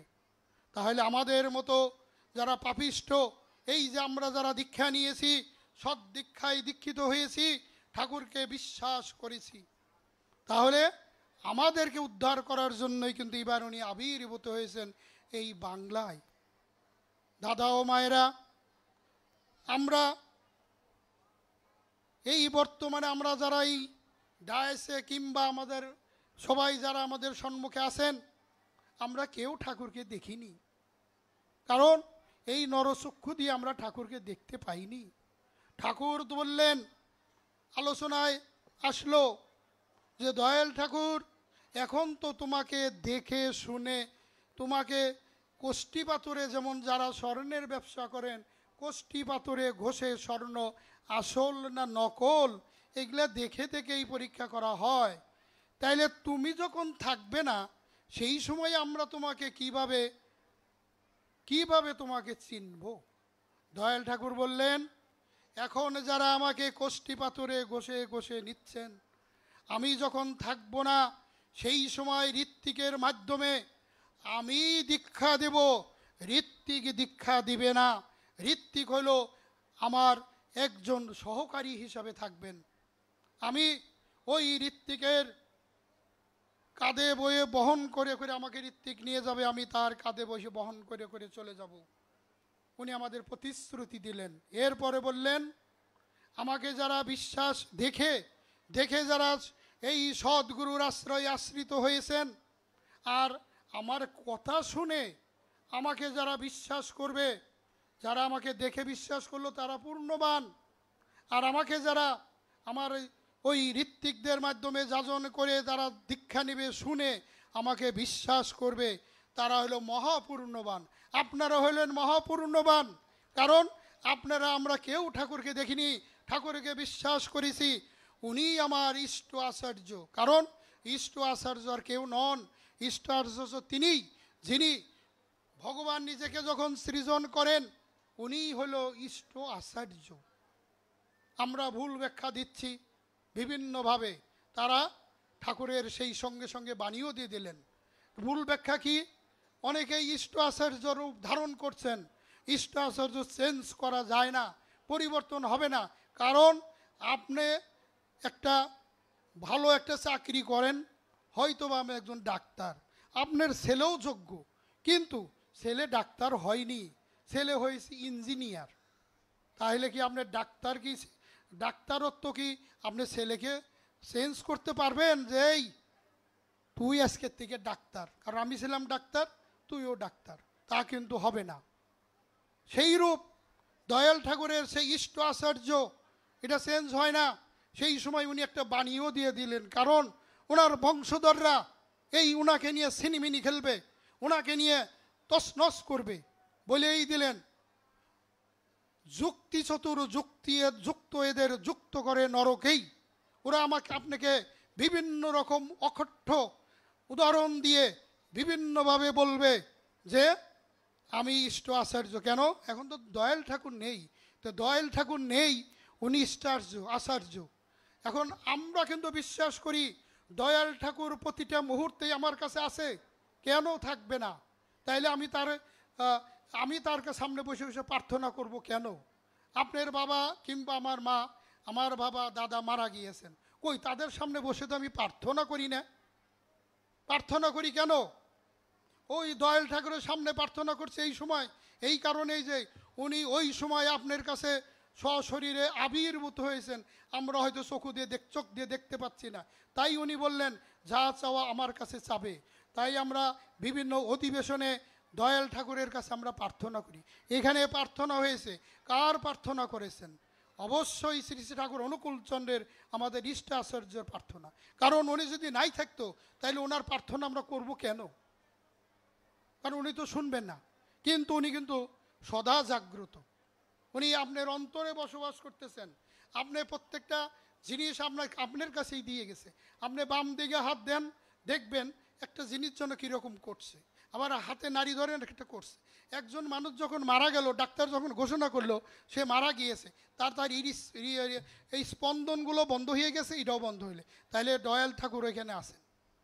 আপনি মনে মনে একটি ভালো চিন্তা করলেন, মনে মনে যে চিন্তা আপনি হয়তো ক্লাস 5-এ পড়াশোনা করতেন কিংবা 10 বছরের, ওই চিন্তা আপনার মাথার মধ্যে এখন এসে গেছে। এখন আপনার বয়স 50 কিংবা আরও বেশি, আরও কমও হতে পারে। চিন্তা করার সাথে সাথে মনটা কিন্তু ওখানে চলে গেছেন, তাহলে ভালো চিন্তা করছেন, ভালো হয়েছে। এরপর ওই সাথে সাথে যদি একটা খারাপ চিন্তাও করেন, এটাও কিন্তু দয়াল ঠাকুর জানলো আপনার জন্য সর্বনাশ হয়ে গেল। তাইলে আপনি বলেন তো, আপনার মনের থেকে দ্রুতগামী জিনিস আর মনের থেকে নিকটতম জিনিস আপনার দেহের মধ্যে আর নাই। ওই দ্রুতগ্রামী যে জিনিসটা মনটা, ওইটার ভিতরেই ঠাকুর অবস্থান করতেন। তাই আমরা যেন সর্বদাই নামময় হয়ে থাকি। উনি এবার এমনই একটি নাম নিয়ে এসেছেন, যে নাম এর পূর্বে কোনো মহাপুরুষ পৃথিবীতে নিয়ে আসেননি। যে আমরা বীজ মন্ত্র যেটা বলি, আমরা সদাই দীক্ষিত হয়ে এই নামই আমাদের জপ করতে হয়। আমরা চলাফেরায় উষা নিশায় আমরা এই জপ করছি। তাই দাদা ও মায়েরা, অনেকেই আমরা দেখি কৃষ্ণ ভক্ত তুলসীর মালা গলায় দিয়ে থাকেন, কেউ 2 প্যাচ, কেউ 3 প্যাচ। আমাদেরকে প্রশ্ন করা হয়েছে, আপনারা সবাই সৎসঙ্গী, আপনারা গুরুর আশ্রয় আশ্রিত হয়েছেন, কই আপনারা তো তুলসীর মালা পরেন না কেন? তাহলে আপনারা পবিত্র নন। কারণ তুলসী এমনই একটি, আমরা দেবতা বলবো না, কারণ দেবতা বলবো না এই কারণেই, তুলসী এমনই একটি বৃক্ষ, এমনই একটি গাছ, যে গাছের গুণাগুণের শেষ নাই। একটু কাশি হলেই ওই তুলসী পাতা খান, একটু গরম করে আমরা আমাদের সন্তানদেরকে খাওয়াই। আমরা থানকুনি পাতা না পেলে তুলসী পাতা খাই। আর এই তুলসীর গুণাগুণ এত, আয়ুর্বেদিক চিকিৎসায় এটা প্রচুর। তখন আমরা বলি, এই যারা তুলসীর মালা গলায় দিয়েছেন, তারা ওই তুলসীকে বিশ্বাস করে, তারা যেহেতু তারা এই সদ্গুরুর আশ্রয় আশ্রিত হননি, এই সৎ নাম মনন করেন নাই, এই জন্য তারা আছেন প্রত্যেকটা ভৃত অবস্থায়, তারা আছেন সবসময়ই রোগ শোক এগুলার জর্জরিত অবস্থায়। কারণ এই করোনার থেকে মুক্তি পাইতে হলে, এই ডেঙ্গুর থেকে মুক্তি পাইতে হলে, এই চিকুনগুনিয়ার থেকে মুক্তি পাইতে হলে, এই ক্যান্সার ব্যাধির থেকে মুক্তি পাইতে হইলে আপনি যখন নাম করবেন, ওই নামের গুণে আপনার শরীরে একরকম গরম হয়ে যাবে, ওই হিটে সমস্ত জীবাণু মারা যাবে। সেই জন্য সৎসঙ্গী দাদা ও মায়েরা, আপনারা কিন্তু তুলসীর মালা গলায় ধারণ করেন না, কারণ আপনার ভিতরে তো সেই নাম চলছে, অজপা নাম। অজপা নাম অর্থাৎ যে নাম, ঠাকুরকে প্রশ্ন করা হয়েছিল অজপা নাম আবার কি, আর নামই বা কীভাবে করব। ঠাকুর তখন প্রশ্নের জবাব দিলেন, অজপা নাম যে নাম, তোমরা মেল ট্রেন দেখেছ? এখন আমরা মেল ট্রেন বা নাই বা দেখলাম, গাড়ির গতিও যদি ভাবি, সেই গাড়ি যে গতিতে চলছে ওর থেকেও দ্বিগুণ বেগে নাম করবা, কিন্তু জিহ্বা যেন তোমাদের নড়াচড়া না করে। এটা কিভাবে সম্ভব?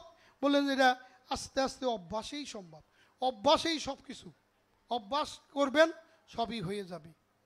আর আমরা যদি ঠাকুরকে গুরুপদে বরণ না করি, তাহলে কিন্তু এই কোনো কিছুই আমরা পাবো না। কেন পাবো না? না পাওয়ার কারণ আছে। আপনি স্কুলে যান নাই, ভর্তি হন নাই, ওই স্কুলকে আপনাকে সার্টিফিকেট দেবে যে আপনি ছাত্র? ওই স্কুলের ছাত্র না। আপনি যত পণ্ডিতই হন, যত জ্ঞানীই হন, স্কুল আপনাকে সার্টিফিকেট দিবে না। তাই ঠাকুর বললেন, আগে স্কুলে ভর্তি হও, তারপর গুরুর আদেশ পালন করো, শিক্ষকের আদেশ পালন করো, তারপর তোমাকে স্কুল থেকে সার্টিফিকেট দেবে। তদ্রূপ আমরা যদি ওই পুরুষোত্তম আসেন যখন ইষ্ট আচার্য, তিনিই গুরু, ওই গুরুকে যদি আমরা ধরি, ওই গুরুর সদ্দীক্ষায় দীক্ষিত হই, তবেই সে না আমার ওই বীজ মন্ত্র নাম করবে। আপনি হয়তো কোনো বন্ধুর কাছ থেকে, আপনার বাবার কাছ থেকে, আপনার ভাইয়ের কাছ থেকে ওই নাম শুনে আপনি জপ করছেন, আপনার কিন্তু ফলাফল হবে না। কারণ যদি বলেন কেন ফলাফল হবে না, এই কারণে যার কাছ থেকে শুনলেন সে তো আপনার ঋত্বিক দেবতা নন। কারণ দয়াল ঠাকুর তো বলছে, ঋত্বিকের মাধ্যমে, ঋত্বিকের হাত চোখ মুখ সব আমি ব্যবহার করে তোমার কানে ওই বীজ মন্ত্রটা দিব, আমি দীক্ষা দিই। তাহলে আপনি যখন বীজ মন্ত্রটা অন্য কারোর মাধ্যমে পেয়েছেন, সেটা কিন্তু আপনার দীক্ষা হয়নি। আপনি পেয়েছেন, নাম করতে পারেন, কিন্তু সমস্ত কিছুর ফলাফল আপনি পাবেন না। যাই হোক দাদারা, এইভাবে আমরা সদ্গুরুর আশ্রিত হয়ে ওনার যেন আমরা প্রত্যেকটি জিনিস আমরা যেন করি।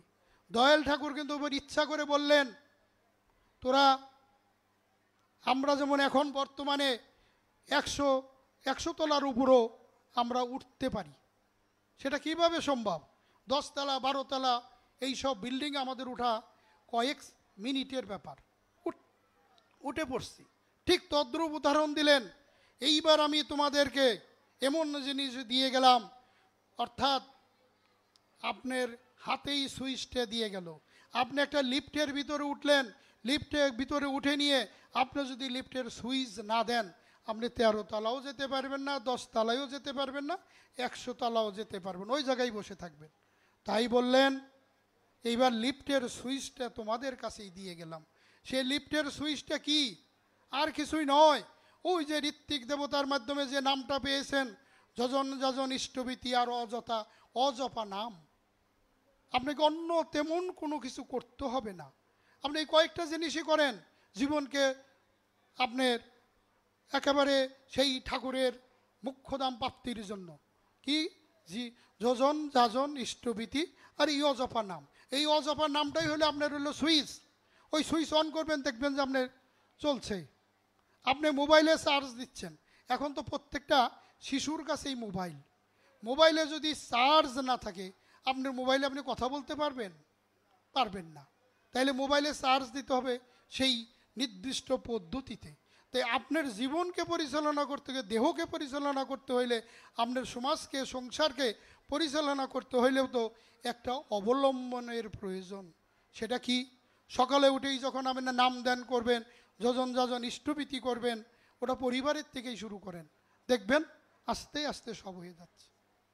এমন এমন সমাধান ঠাকুর দিয়ে গেলেন, যে সমাধানগুলো ভাবার মতো নয়, কল্পনা করার মতো নয়, কিন্তু দেখলেই বোঝা যায় এটা কি। দয়াল ঠাকুর অন্তর্যামী, দয়াল ঠাকুর অন্তর্যামী। একটি মা, এই যে আপনার একটা আজকে সেই 138তম শ্রী শ্রী ঠাকুর অনুকূল চন্দ্রের জন্মতিথির উৎসবে আপনারা আসছেন। একটি মা একটি অধিবেশনে গিয়েছেন। অধিবেশনে যাওয়ার পর মার বাড়িটা একটু দূরে, কিন্তু উনি প্রত্যেকটা সময়ই অধিবেশনে অংশগ্রহণ করেন। সে অধিবেশন শেষ হইতে বেশ একটু রাত্রি হয়েছে। রাত্রি হওয়ার পর, আনন্দবাজার সারার পর, মাটি এখন খুব ভয় আছে, আমি এত দূর যাবো কেমনি, অটো পাবো কি না। উনি একটু হেঁটে হেঁটে কিছু দূর গিয়েছেন। অটোওয়ালা একটা পাইল, দেখলো ওই অটোতে পিছনে আরও একজন লোক বসা আছে, তারপরে সামনেও আরও লোক বসা আছে। তখন মাটি বলল, দাদা আমাকে কিন্তু আপনি ওই একটা এলাকার কথা বলছেন, ওই এলাকার ওখান থেকেও একটু ভিতরে নিয়ে নামিয়ে দিবেন আমাকে, আপনি কি যাবেন? আপনাকে আমি টাকা দিবনি। তখন অটোওয়ালা বলছে, মা আপনি উঠুন, আমি আপনাকে ওই জায়গা পর্যন্ত নিয়েই নামিয়ে দেব। আর উনি নামময় হয়ে দয়াল ঠাকুরের নাম করছেন, হে দয়াল ঠাকুর, আমি একা, আমি যাচ্ছি, তুমি আমাকে রক্ষা করো। উনি যাচ্ছেন। এরপরে রাস্তার থেকে আরেকজন উঠলেন। এরপরে আবার কিছু দূর যাওয়ার পরে একজন নেমে গেলেন। এই রকম করতে করতে মোটামুটি সবাই নেমে গেলেন। উনি মাটি ওই অটোতেই আসেন। তখন ওই অটোওয়ালা বলছে যে, মা এই যে এখন কিন্তু আমি বাম দিক দিয়ে ঢুকবো, কাঁচা রাস্তা। বলো যে হ্যাঁ হ্যাঁ এই রাস্তায় যাও, একটু একটু ভিতরে যাও, আমি খুব অসহায় বোধ করতেছি। অটোওয়ালা জাস্ট এসে ওনার বাড়ির, অর্থাৎ আমাদের সবারই গ্রামে বাড়ি আছে, গ্রামের রাস্তার থেকে নেমে একটু ভিতরে বাড়িগুলো হয়। উনি তাড়াতাড়ি নেমে ওনার ভাড়াটা দিয়ে, মা তার ভাড়াটা দিয়ে দৌড়িয়ে তার বাড়িতে দিকে ঢুকছে। বাড়িতে গিয়ে তাড়াতাড়ি গেটে নক করছে, দরজাটা খুলে দিছে। গ্রামের বাড়ি, একটা উঠানে 4-5টা ঘর থাকে, ঢুকে পড়ছেন। এইবার অটোওয়ালা করছে কি, ওই অটোটা থামিয়ে রেখে অটোওয়ালা মার পিছনে পিছনে তাড়াতাড়ি আসছে। হয়তো ধরেন 2 মিনিট 3 মিনিট দেরি হয়েছে, কারণ অটোটাতে তো উনি লক করে চলে আসবেন। এসে নিয়ে বলতেন যে এখানে একটি মা এসলো, সে মা কোন ঘরে ঢুকলো। এইরকম বলতে বলতেই অনেকেই বলে যে কীছে, 2টা ঘরের দরজা খুললে মা, যে মাটা আসছে সেই মাটা তখন দরজার সামনে গেলেন। দাদা ও মায়েরা, কি অপূর্ব! মাটিকে দেখেই অটোওয়ালা বলছেন, মা আপনিই তো আমার অটোতে আসলেন মা, আমি অত রাত্রি তখন অনেক। হ্যাঁ আমি তো আসলাম। কই মা, আমার ভাড়া তো সঠিকভাবে দিলেন না। অটোওয়ালা বলতেছে, আমার ভাড়া তো সঠিক দিলেন না। মা বলতেছে, কেন? আমি তো তোমাকে ভাড়া দিয়েছি। অটোওয়ালা বলতেছেন, দাদা মায়েরা, অটোওয়ালা বলতেছেন আপনি ভাড়া দিলেন আপনার একজনের, আপনি আসলেন দুইজন, অর্থাৎ আপনি আসলেন দুইজন, অটো ভাড়া দিলেন একজনের, তাই আরেকজনের ভাড়া কে দিবে? তখন মাটি বলতেছেন কি ব্যাপার, আমি তো একাই এসেছি। এর মধ্যে দাদা ও মায়েরা দরজাটি একটু খুলে গেছে, ভালোভাবে খুলে গেছে। আমরা কিন্তু শ্রী শ্রী ঠাকুর অনুকূলচন্দ্রের বিগ্রহ অনেক সময় দেওয়ালেও টানিয়ে রাখি, সবসময় যে মন্দিরেই রাখি তা নয়। মাটি তখন বলতেছেন কে, এই যে উনিও তো আপনার সাথে আসলেন, উনি তো সর্বদাই আপনার দিকে তাকিয়েছিলেন, ওই তাকানের দিকে আমি চোখ, ওনার চোখে চোখে চোখ রেখেই তো আমি অটো চালিয়েছি, তো মা ওনার ভাড়াটা কে দিবে? মা তখন তার শরীর টরীর কেঁপে পড়ে যাওয়ার মতো, যে বলেন কি, দয়াল ঠাকুর আমাকে এইভাবে রক্ষা করে এইভাবে পাহারা দিয়ে নিয়ে আসেন। পরে উনি তাড়াতাড়ি বাহির এসেছেন, গোটা লোকে বললেন উনি কোথায় গেল? কয় উনি তো আপনার পিছনে পিছনেই আসলো। দেখেন দাদা ও মায়েরা, আমরা যদি নামময় হয়ে ওই ইষ্টকে আমাদের সদ্গুরু বলে তার আশ্রয় আশ্রিত হই, প্রতিটা মুহূর্তেই এইভাবেই আমাদেরকে রক্ষা করবেন। দাদা ও মায়েরা,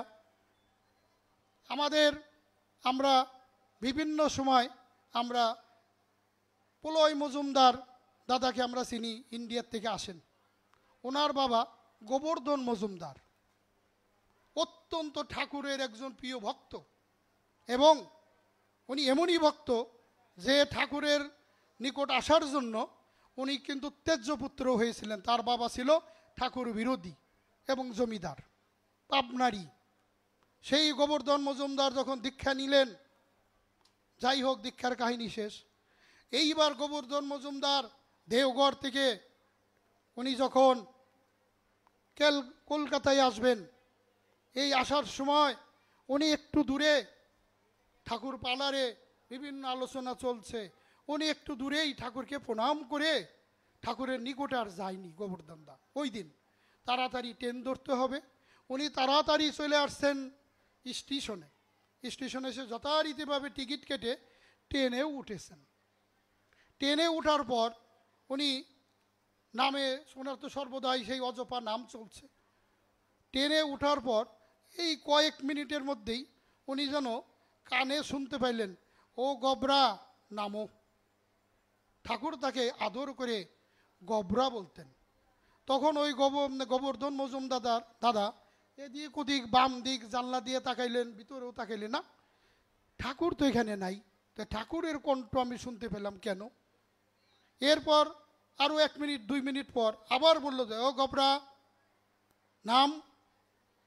এইবার উনি একটু ভালো করে সজাগ হয়ে দেখলেন, দেখে টেকে বললেন, না ঠাকুর তো নেই, ব্যাপার কি, আমি কি শুনছি? ট্রেনটা আমরা সবাই জানি আস্তে আস্তে ছাড়ে, একবারেই গতি দেয় না। ট্রেনটা যখন আস্তে আস্তে স্টেশনের থেকে বাহির হওয়ার চেষ্টা করছে, একটু হুইসেল দিয়েছে, দিয়ে যখন ট্রেনটা একটু মৃদু গতিতে চলছে, এই সময় দয়াল ঠাকুর বলছেন, এ গবরা তুই নাম। এই রকম যখন জোরে উনি শুনতে পেয়েছেন, কোনো মতে ব্যাগটা ওনার হাত দিয়ে নেমে উনি স্টেশনে নেমে পড়ছেন। নেমে নিয়েই উনি স্টেশনে খোঁজাখুঁজি করলেন, ঠাকুরকে দেখতে পাইলাম, কিন্তু ঠাকুর আমাকে নামতে বললেন কেন? আমি তো তার কথা শুনতে পাচ্ছি। এইবার গোবর্ধন মজুমদার আবার সেই দেওঘরে ঠাকুরের ওইখানে চলে গেলেন, গিয়ে নিয়ে দেখলেন ঠাকুরই করছেন। ঠাকুরকে সবার মাঝেই জিজ্ঞাসা করলেন, ঠাকুর আবার গবরাকেও জিজ্ঞাসা করতেছেন, এই গবরা আবার ফিরে আসলি যে? বুঝেন, এর মধ্যেই মেসেজ এসে গেল, ওই ট্রেন পরবর্তী স্টেশনে গিয়েই এমনভাবে অ্যাক্সিডেন্ট করেছে, অনেক লোক মারা গিয়েছে, অনেকেই আহত হয়েছে। এইবার গোবর্ধন মজুমদার দাদার প্রশ্ন এসে গেল দয়াল ঠাকুরকে, হে ঠাকুর, তুমি তো সবাইকেই রক্ষা করতে পারতেন। দাদা মায়েরা কি বলেন, আমাদের সবাইকে রক্ষা করছেন উনি, কেন শুধু গোবর্ধন মজুমদারকে রক্ষা করার জন্য প্রশ্ন করলেন গোবর্ধন মজুমদার আমার দয়াল ঠাকুরকে। এইবার গোবর্ধন মজুমদারকে ঠাকুর জবাব দিচ্ছেন, এই গবরা, তোকে যে আমি ডেকেছি তুই বুঝলি কেমনি? বললো যে আমি শুনতে পেয়েছি। ও তুমি শুনতে পেয়েছ, বাহ, কিভাবে শুনছ? ঘটনাটা শুনল। শোনার পর দয়াল ঠাকুর বললেন, এই গবরা, তোর বাড়িতে রেডিও আছে না? হ্যাঁ, রেডিও আছে। রেডিওতে তো মাঝে মাঝে খবর শুনিস? হ্যাঁ, খবর শুনি। যদি আবহাওয়া বলে ঘূর্ণিঝড় হবে এই কটার থেকে এই কটার সময় আপনারা বাহিরে যাবেন না, তাইলে ওই খবর শোনার পর তুই কি বাহিরে যাবি? কয় না, আমি তো বাহিরে যাব না। কেন যাবি না? কয়, আমি তো খবর শুনলাম। যার বাড়িতে রেডিও নাই সে কি করবে? কয়, সে তো চলে যাবে, কারণ তার ভিতরে তো তার তো রেডিও নাই, খবরও শুনে নাই। দাদা মায়েরা কি বলেন, ঠিক নাকি? তাহলে গোবর্ধনকে বুঝাইল, গোবর্ধন মজুমদার, আমি সবাইকেই বাঁচানোর জন্যই মেসেজ দিয়েছি। তোমরা যদি রেডিওর সুইচ বন্ধ করে রাখো, অর্থাৎ আমার অন্তরাত্মা যদি আমি বন্ধ করে রাখি, আমার এর ভিতরে যদি ঠাকুরত্ব জাগ্রত না করতে পারি, আমি ঠাকুরের কথা শুনবো কিভাবে? ঠাকুরকে আমার কথা শুনতে হলে, ঠাকুরের কথা শুনতে হলে আমার আপনার সবার অন্তর দরজা খুলতে হবে, কারণ উনি সর্বদাই মেসেজ আমাদেরকে দিচ্ছেন। এইবার গোবর্ধন মজুমদার বুঝতে পারলেন, হ্যাঁ দয়াল ঠাকুর, তুমি সবাইকেই রক্ষা করতে চেয়েছ, কিন্তু কেউ হয়তো দীক্ষা নিয়েও ঠাকুরের অজপা নাম করছে না। ঠাকুরের বিনীত অনুরোধ, তোমরা আমার মানুষ হয়ে উঠো। ঠাকুর বলছেন, তোমরা আমার মানুষ হয়ে উঠো। তো আমার মানুষ হইতে হইলে, ঠাকুরের মানুষ হইতে হইলে আমরা তো প্রশ্নই করতে পারি, দয়াল ঠাকুর, আমারও তো দুইটা চোখ আছে, দুইটা কান আছে, একটা মুখ আছে, হাত পা সবই আছে, তা আমি মানুষ না? ঠাকুর বললে, তোমরা আমার মানুষ হইও। তা আমার মানুষ হইতে হলে ওই অন্তরাত্মা খুলতে হবে। কিভাবে? ঠাকুর যা যা বলেছেন কাটাই কাটাই সব কিছু করতে হবে।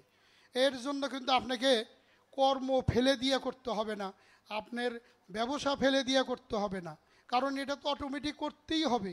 তাহলে আমরা যদি সকাল সন্ধ্যা সঠিকভাবে প্রার্থনা করি, যজন যাজন ইষ্টভীতি করি, কাটাই কাটাই এবং অজপা নাম করতে থাকি, আস্তে আস্তে সেই ঠাকুরের প্রত্যেকটি ধর্মগ্রন্থ যদি পাঠ করে আমার প্রতিবেশীদেরকেও রক্ষা করার জন্য তাদেরকেও এই জিনিসগুলো যদি বার্তাগুলো আমরা পৌঁছে দিতে পারি, তাহলে দেখা যাবে আমি আস্তে আস্তে ঠাকুরের মানুষ হয়ে উঠব। ঠাকুর কিন্তু তাই বলছেন। ঠাকুর আরেকটি বিনীত অনুরোধ করছেন আমার কাছে, আপনার কাছে, সমস্ত মানুষের কাছে। কি বলল? তোমরা তো তোমাদের মতো চলছ, হ্যাঁ, তোমরা আমাকেও তোমাদের পরিবারের একজন সদস্য হিসাবে ভেবো। সেটা কিভাবে? বললেন, তোমার যদি বাবা থাকে, বাবা যদি অসুস্থ কিংবা বৃদ্ধ থাকে, কিংবা তোমার সাথেই খায়, তুমিও তো তোমার বাবার খোঁজ খবর সবসময় নিচ্ছ। আমরা কি আমাদের পরিবারে আমার বাবা যদি থাকে তার খোঁজ খবর আমরা নেই না? অবশ্যই নেই। ওইটার থেকেই তো আমার সন্তানরাও শিখে, বাবা ঠাকুরদাকে প্রণাম করছেন, ঠাকুমাকে প্রণাম করছেন, তাইলে ওই ঠাকুরকেও প্রণাম করছেন, ওই যে সদস্য বানিয়ে দিলেন, ঠাকুরও আমার একজন সদস্য। ঠাকুর কিন্তু বারবারই অনুরোধ করছেন, আমাকে তোমাদের পরিবারের একজন সদস্য ভেবো। সদস্য যদি আমরা না ভাবি, তাইলে ঠাকুরকে কিন্তু আমি আপন করে নিতে পারলাম না। আপন করে যদি নিতে না পারি, আমার এর ভিতরে যে সুইচ বন্ধই থেকে যাবে। দয়াল ঠাকুর আমাকে সর্বদাই ডাকছেন, দুহাত তুলেই ডাকছেন, তো তোমরা আমার মানুষ হও, আমার মানুষ হও। উনি এমন কিছু চায় নাই আমাদের কারো কাছেই যে আমাকে দোতলা বিল্ডিং করে দাও, আমার জন্য একটা গাড়ি নিয়ে আসো, আমার ওইটা দাও এইটা দাও, তা কিন্তু চাইনি। উনি শুধু চেয়েছেন, তোমরা তোমাদের এই যে এইবার যে ধর্মবিধান দিয়ে গিয়েছেন দয়াল ঠাকুর, এটা হলো আত্মশুদ্ধির জন্য। অর্থাৎ আপনি যদি করেন, আপনি পবিত্র হবেন, আপনি উদ্ধার পাবেন। তাই বলে আপনার বংশধরকে উদ্ধার করতে হলে সেটা পরে, কিন্তু আগে আপনি নিজেকে আপনি শুদ্ধ করেন।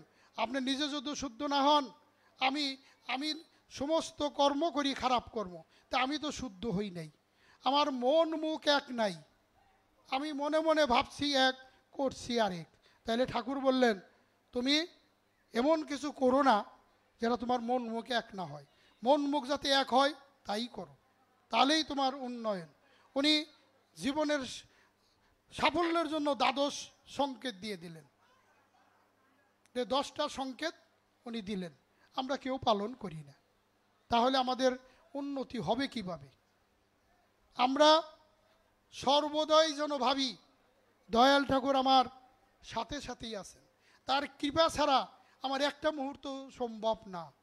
দয়াল ঠাকুর বললেন, তুমি যে শ্বাস প্রশ্বাস নেও, এটা কি নির্দিষ্ট সময়ের জন্য নেও? যে ঠাকুর এই যে বসে আছি, আধা ঘন্টা নাক দিয়ে শ্বাস প্রশ্বাস নেই, মুখ দিয়ে নেই, তারপরে না নিলেও চলবে, তা তো আমরা নেই না। ওটা তো অটোমেটিকই আমরা শ্বাস প্রশ্বাস নিচ্ছি, বায়ু আমাদের ভিতর ঢুকছে, অক্সিজেন, কার্বন ডাই অক্সাইড বাহির হয়ে যাচ্ছে। তদ্রূপ আমাদের ভিতরেও যেন ওই রকমভাবে নাম চলতে থাকে, তাহলেই আমাদের মুক্তির পথ, তাছাড়া মুক্তির পথ না। দয়াল ঠাকুর বললেন, দয়াল ঠাকুরকে প্রশ্ন করা হলো, আপনি কেমন ভক্ত চান, কেমন ভক্ত চান? উনি বললেন, আমি হনুমানের মতো ভক্ত চাই। তো তার মানে কি? হনুমানের মতো ভক্ত বলতে কি বুঝি আমরা? হনুমান বলতে আমরা কি বর্তমানে বানর কিংবা এই যে কালো কালো মুখ হনুমান এইগুলা দেখি, এইগুলোই নাকি অন্য কিছু? ওই সময় কি নাম ধারণ দিছিল সেটা তো আমরা জানি না। তবু আমরা কল্পনা করতে পারি হনুমান এমনই একজন যে পরম পুরুষের সান্নিধ্য ছাড়া কোনো কিছুই বুঝতেন না। তাই হনুমানকে যখন সেই লঙ্কা জয়ের পর সীতা দেবীকে নিয়ে যখন সেই অযোধ্যায় আসলেন, সেই সময় যখন তাকে একটি অতি মূল্যবান যে একটা মালা দেওয়া হয়েছিল, সেই মালা দেওয়ার পর রামচন্দ্রের ভাই লক্ষণ সেও কিন্তু একটু গরম হয়ে গিয়েছিল। কেন? এত মূল্যবান মালাটা এই হনুমানকেই দিয়েছে। সেই হনুমান ওই মালা ছিঁড়ে ছিঁড়ে একটা একটা করে কামড়িয়ে খাচ্ছে। কেন? উনি কামড়িয়ে খাচ্ছে না, কামড়াচ্ছে আর বলতেছে জয় শ্রীরাম, অর্থাৎ ওই শ্রীরাম আর কথা বলে না, মালার থেকে একটা একটা করে খুলছে জয় শ্রীরাম, আর কথা বলে না। এইবার লাস্টে উনি ঢেল দিয়ে ফেলে দিছে। এই ফেলে দেওয়ার পর লেগে গেল লক্ষণের সাথে তর্ক বিতর্ক, দাদা ও মায়েরা। সেই সময় লক্ষণকে বলল, তুমি তোমার প্রভুকে দেখতে পাও, প্রভু তোমার কোথায়? এইবার হনুমান কিন্তু বললেন, আমার প্রভু আমার সাথেই আছে, আমার ভিতরেই আছে, যেটা নাকি ঠাকুর বলছে, তোমার অন্তরাত্মা জাগ্রত করো। এইবার হনুমান কিন্তু তার বুকটা চিরার আগেও কিন্তু জয় রাম বলেই উনি করা শুরু করলেন। তখন সবাই দেখলেন, আরে বাপরে বাপ, রামচন্দ্র এবং সীতা দেবী তার বুকের ভিতরে ধারণ করে নিয়ে হনুমান চলছে। তে পরম ভক্ত কাকে বলে? আমরা শুধু বলি যে আমরা ভক্ত। কীরকম ভক্ত? সকাল সন্ধ্যা প্রার্থনা করি, মন মুখ এক নাই, মাকে ভাত দেই না, বাবার প্রতি যত্ন নেই না, গুরুজনদের প্রতি করি না, সন্তানের প্রতি দায়িত্ব পালন করি না, স্ত্রীর প্রতি দায়িত্ব পালন করি না। সুতরাং সবগুলা করলেই সে না সেই পরম ভক্তের দিকে আমরা যেতে পারবো। তাই কিন্তু দয়াল ঠাকুর বললেন, তোমরা যদি ভক্তই হতে চাও, ওই হনুমানের ভক্ত, অন্ধভক্ত হও, অর্থাৎ যে আমি তোমাকে ছাড়া আর কিছুই বুঝি না, আমার জীবনটাকে তোমার কাছেই আমি সমর্পণ করিলাম। কিন্তু এই সমর্পণ না করলে এটা কিন্তু আমরা পাবো না। আর আমরা এতই সৌভাগ্যবান, এই বাংলায় আমাদের জন্ম হয়েছে, যেখানে ইচ্ছা করলেই আমরা একদিনের মধ্যেই এখানে আসতে পারি। এর জন্য আমাদের কোনো পারমিশনই লাগে না। কিন্তু দয়াল ঠাকুর যদি অন্য জায়গায় হতো তাহলে তো বিপদ হয়ে যেত। সেই সময় ঠাকুরের পরম ভক্ত কৃষ্ণপ্রসন্নী ভট্টাচার্য, উনি ডবল সাবজেক্টে ফার্স্ট ক্লাস ফার্স্ট এবং 2টা গোল্ড মেডেল পেয়েছিলেন। সেই গোল্ড মেডেল নিয়ে যখন হিমায়তপুরে উনি কুষ্টিয়ে আসলেন তার দিদির বাড়িতে, সেইখানে ঠাকুরকে দেখেই মনে হচ্ছে কত জনমের জন আমার পরিচিত, অর্থাৎ অন্তরাত্মা কথা হচ্ছে ঠাকুরের সাথে। উনি হিমায়তপুরে চলে আসলেন, হিমায়তপুরে এসে ঠাকুরের সাথে সঙ্গ করা শুরু করলেন। এই ওনার পরমাণু গবেষণাগারে ওনার চাকরি হয়েছিল, ওইখানে যাওয়ার কথা। ওনার অন্য বন্ধুরা গিয়ে সেখানে যথারীতিভাবে চাকরি করছেন। ওই কৃষ্ণপ্রসানী ভট্টাচার্য দাদা ঠাকুরের চরণে ওনার জীবনকে ওই উৎসর্গ করলেন। এক সময় দয়াল ঠাকুরকে প্রশ্ন করলেন, হে দয়াল ঠাকুর, এত কিছু আমরা তোমার বাণী, আমরা তোমার পুণ্যপুঁথি, আমরা তোমার আলোচনা সবই লিখলাম, কিন্তু একটা জিনিস আমার কাছে এত বছর লাগলো কেন বুঝতে, সেটা কি? মানুষ আপন টাকা পর, যত পারিস মানুষ ধর। এই বাণীটা সেই 2টা সাবজেক্টের যে ফার্স্ট ক্লাস ফার্স্ট, তার বুঝতে লেগেছে অনেক বছর। দয়াল ঠাকুরকে উনি বিনীতভাবে প্রশ্ন করলেন, হে দয়াল ঠাকুর, তাইলে আমার এতদিন লাগলো কেন? দয়াল ঠাকুর তাকে বললেন, কৃষ্ণপ্রসানী, তুমি যখন আমার কাছে এসেছ, তুমি 2টা জিনিস নিয়ে এসেছ। এই 2টা জিনিস তোমার সমাধান হইতে এত বছর লেগেছে। কি কি? একটা হইল তোমার ভিতরে ছিল মারাত্মকভাবে অহংকার, যে আমি ওই ইউনিভার্সিটিতে 2টা সাবজেক্টে ফার্স্ট ক্লাস ফার্স্ট, আমার থেকে ভালো ট্যালেন্ট মানুষ আর নাই। থাকবে কিভাবে? কারণ উনি তো ফার্স্ট ক্লাস ফার্স্ট হয়েছে। আরোটা জিনিস নিয়ে আসছে। আরোটা কি? 2টা স্বর্ণ নিয়ে আসছিলে, কেউ ওই স্বর্ণ নিয়ে আমার কাছে আসে নাই। এই অহংকারটা তোমার শেষ হইতে এত বছর সময় লাগছে। মানুষ কি, টাকা কি? তাইলে দাদা ও মায়েরা, আমরা তাইলে কি বুঝলাম? যে দয়ালের কাছে কোনো রকম ওই অহংকার নিয়ে আসা যাবে না। তাই আমরা কিন্তু সকালে যখন আমরা ঠাকুরের কাছে যখনই আমরা প্রার্থনা করি, বলি আমি অক্রোধী। তার মানে কি? আপনার ভিতরে ক্রোধ নাই, আমি অমানি। এইগুলো তো আপনারা বলে বলে পাঠ করেন। এখন আপনার কর্মে যা দেখা যায়, আমার কর্মে যা দেখা যায়, আমি ক্রোধী, অর্থাৎ আমাকে যদি এটা কিছু বলেন, আমি মাথায় বাড়ি দেওয়ার জন্য প্রস্তুত হই। তাইলে কি আমি অক্রোধী? তাহলে আমি তো ক্রোধী। আমার মতো ক্রোধ মানুষ তো পৃথিবীতে নাই।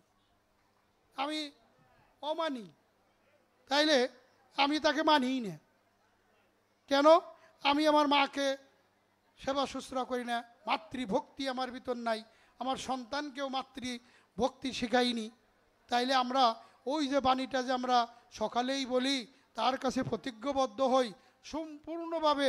আমি আপনি যদি একটু চোখ বন্ধ করে একটু ভাবি, দেখবেন প্রত্যেকটা কথাই আমরা পালন করছি না। তাইলে আমরা যেন এই মুহূর্তে হতে ঠাকুরের প্রত্যেকটি জিনিস অবিকৃতভাবে আমরা যেন ধারণ করি, পালন করি। আপনি যতটুকুই করবেন ততটুকুই পাবেন। তাই ঠাকুর বললেন, পেতে চাস তো দিতে থাকিস, যে অবস্থায় যেমন পারিস। আরও 2টা-3টা কথার মাধ্যমে বলেন, করো হও পাও। আপনি যদি না করেন, আপনি যদি বসে থাকেন, আপনার তো কিছুই পাবেন না। একটা ছাত্র পড়াশোনা করলো না কেন? আমি তো সৎ দীক্ষায় দীক্ষিত নিয়েছি, ও তো ঠাকুর আমাকে পাশ করে দিবে, তা তো সম্ভব না। ঠাকুর তো বললেই করে দিতে পারবে না, করতে হবে তোমাকেই। কৃতির সাথে ধীতি নিয়ে অনুশীলনী আবেগে। তাহলে একজন ছাত্র, তার ডিউটি কি? এই বাণীটা একজন বিজনেসম্যানের ক্ষেত্রেও প্রযোজ্য। আমি ব্যবসা করি, নির্দিষ্ট সময় আমি ব্যবসার খুলি না, দোকান খুলি না, আমি ব্যবসা করি, পদ্ধতি আমি জানি না, তাহলে আমার উন্নতি হবে কিভাবে? ঠাকুর তো বইলেই দিছে। আবার এও বলে দিলেন, ইষ্টের থেকে থাকলে জীবন, ছিন্ন ভিন্ন তার জীবন। আমার ইষ্ট হইল উনি আমার গুরু, উনি আমার সদ্গুরু। তাইলে ইষ্টের থেকে যদি আপনি আরও কারো আপন ভাবেন, আপন হিসেবে জীবনে গ্রহণ করেন, তাহলে কি হবে? ইষ্টের চেয়ে থাকলে জীবন আপন, ছিন্ন ভিন্ন তার জীবন। তাহলে আমরা যেন ইষ্টকে বাদ দিয়ে অন্য কাউকে প্রদান না করি, তাহলে কিন্তু আমাদের জীবন বিভিন্ন দিকে চলে যাবে, আমরা উন্নয়ন করতে পারবো না। আমাদের ভিতরে সর্বদাই হতাশা। যতটুকুই পাবো ততটুকুই আমরা যেন কল্পনা করি, এইটুকুই ঠাকুর তুমি আমাকে যা দিয়েছ আমি এতেই খুশি, আর তুমি সকলের মঙ্গল করো। ঠাকুর কিন্তু কখনোই বলে নাই যে আমাকে তুমি সম্পদ দাও, আমাকে তুমি বাড়ি দাও, গাড়ি দাও। ঠাকুর এটা চাইতে কিন্তু বলেনি। কেন বলেনি? ঠাকুর বলছে অন্যের মঙ্গলের জন্য প্রার্থনা করো। তখন আপনার মঙ্গলটাই আগে করবে ঠাকুর, অন্যের পরেই করবে। আপনি আগে আগে যদি আমারটা চাই, ঠাকুর আমাকে দিবে না। ইনি কিন্তু এই সতর্কবাণীগুলো আমাদেরকে শিখিয়ে দিয়ে গেলেন। তাই ছোট্ট সেই ওই অমৃত গ্রন্থের প্রথমেই বলল, অর্থ মান যশ ইত্যাদি পাওয়ার আশায় আমাকে ঠাকুর সাজিয়ে ভক্ত হইও না, সাবধান হও ঠকবে। তোমার ঠাকুরত্ব না জাগলে কেহ তোমার কেন্দ্রও নয়, ঠাকুরও নয়। তাইলে আমরা যেন আমার ভিতর অন্তরাত্মা জাগ্রত দিই, ঠাকুর আমার সব কিছুই করবেন। একটি ঘটনা দিয়ে বলছি, আমার বক্তব্য শেষের দিকে আসছি। সেই কৃষ্ণপ্রসন্ন ভট্টাচার্য মহোদয়, উনি দেওঘরে অবস্থান করছেন দয়াল ঠাকুরের আশ্রয়ে। ওনার বন্ধুরা, এর মধ্যে হয়তো 30, 35, 40 বছর চলে গেছে। ওনার বন্ধুরা খোঁজ পেলেন উনি সেই দেওঘরে আছেন, শ্রী শ্রী ঠাকুর অনুকূলচন্দ্রের ওইখানেই আছেন। এবং শ্রী শ্রী ঠাকুর অনুকূলচন্দ্র এমনই মানুষ, এমনই মহাপুরুষ, এমনই অবতার, এমনই ভগবান, তার চোখে চোখে যদি কারো চোখ পড়ে, সে দীক্ষা না নিয়ে যেতে পারবে না। তারা বললেন উনি একজন জাদুকর। এই 10-12 জন বন্ধু একটি গাড়ি নিয়ে সেই তারা দেওঘরে চলে গেলেন। দেওঘরে যাওয়ার সময় তারা গাড়িতে ওঠার আগেই প্রতিজ্ঞাবদ্ধ হলেন, আমরা শ্রী শ্রী ঠাকুর অনুকূলচন্দ্রের চোখে চোখে চোখ রাখবো না এবং চোখে চোখে চোখ রেখে কোনো কথা বলিব না। দেখি উনি কি বুঝে, উনি ভগবান নাকি অন্য কিছু। এইবার তারা যখন গিয়েছেন, গিয়ে নিয়ে কৃষ্ণপ্রসন্ন ভট্টাচার্য তাদেরকে রিসিভ করে দয়াল ঠাকুরের সামনে তাদেরকে নিয়ে গিয়েছেন। দাদা ও মায়েরা, এই যে আপনারা যেভাবে বসে আছেন, এই রকমই একটা পার্লারে ঠাকুর বসে আছেন। ওই কৃষ্ণপ্রসন্ন ভট্টাচার্য সৎসঙ্গ জগতের 1 নাম্বার লোক। উনি ওনার বন্ধুদের নিয়ে যেই ঠাকুরের সম্মুখে গিয়েছেন, অর্থাৎ সামনাসামনি যখনই আসতেছেন, ওই এখানে আসছেন, ঠাকুর আস্তে করে যেন বাম দিকে ঘুরে গেলেন। ঠাকুর অন্যান্য ভক্তদের জবাব দেওয়ার জন্য বাম দিকে ঘুরলেন। এরপর ওনারা যখন আবার একটু বামে আসলেন, আবার একটু ঠাকুর যেন ডাইন দিকে ঘুরলেন। এইরকম করতে করতে কৃষ্ণপ্রসন্ন ভট্টাচার্য তার বন্ধুদের নিয়ে যখন অন্তত আধা ঘন্টার মতো এই কাজ করে ঠাকুরকে আর তাদের সাথে পরিচয় করে দেওয়ার সুযোগ দয়াল ঠাকুর দিলেন না। কৃষ্ণপ্রসন্ন ভট্টাচার্য মনে মনে প্রচণ্ডভাবে উনি আঘাত পাওয়া শুরু হলেন। আমি দয়াল ঠাকুরের কাছে আমি আমার জীবনকে আমি উৎসর্গ করেছি, এত সমাধান দিচ্ছেন ঠাকুর, আজকে এমন কি হলো, আমার মনের আশাটা পূর্ণ হচ্ছে না।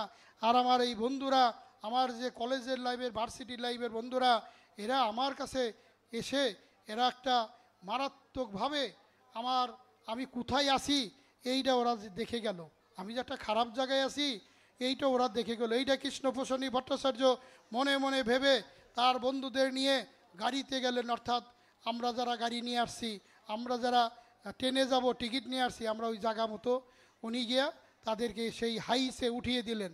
হাইসে উঠিয়ে দিয়ে যখন তাদেরকে বিদায় দিচ্ছেন, আর কৃষ্ণপ্রসন্ন ভট্টাচার্যের 2 হাত জোর করে উনি চোখ দিয়ে যেন কীভাবে যে ওনার অশ্রু পড়ছে। এইবার তার বন্ধুরা এই ধরেন একটু গাড়ি চলার পর আবার গাড়িটা বন্ধ করে দিলেন। বন্ধ করে দিয়েছি, সব বন্ধুরা আবার নেমে আসলেন। নেমে এসে বললেন, কৃষ্ণপ্রসন্ন ভট্টাচার্য বন্ধু, তোমার জীবন সার্থক, তুমি এমনই এক পরম পুরুষ, এমনই এক অবতার, এমনই এক সদ্গুরুর আশ্রয়ে আশ্রিত হয়েছ। আমরা তোমার এই ত্যাগকে আমরা শ্রদ্ধা জানাই, ভক্তি জানাই। কৃষ্ণপ্রসন্ন ভট্টাচার্য শুনে নিয়ে বলছেন, কি বলিস তোরা, তোদেরকে তো আমি ঠাকুরের সাথে কথা বলিয়ে দিতে পারলাম না, তোদেরকে তো আমি ঠাকুরের সাথে একটা পরিচয় করে দিতে পারলাম না। তখন ওই বন্ধুরা বলছে, তুমি পারবে কি বলে, তুমি তো পারবে না। কেন? তোমার দয়াল ঠাকুর হল অন্তর্যামী, আমরা যে প্রতিজ্ঞাবদ্ধ হয়েছি তার মুখের সামনে যাব না, তার চোখের সাথে চোখ রাখবো না, তার চোখে চোখে তাকিয়ে কথা বলবো না। তাইলে উনি তো মিথ্যাবাদী হয়ে যাবেন। উনি যে পরম পুরুষ, আমরা সেই জায়গার থেকে যে পণ করে এসেছি উনি জানেন, তাই উনি আমাদেরকে দেখা দেয়নি। আমরা দুর্ভাগা, আমরা এ জনম আমাদের ব্যর্থ, তোমার জীবন সার্থক। তাই যেন হয় আমাদের জীবন যেন সার্থক হয়। ঠাকুরকে ধরেছি, আমরা যেন এইভাবেই ঠাকুরকে নিয়ে মাথায় নিয়ে চলতে পারি।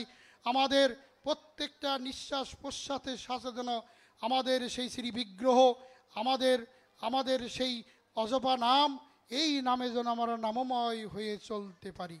যাই হোক দাদা মায়েরা, সকলের ইষ্টময় মঙ্গল সুস্থ জীবন কামনা করে আমি আমার বক্তব্য এখানেই শেষ করছি। সবাইকে রানন্দিত জয় গুরু।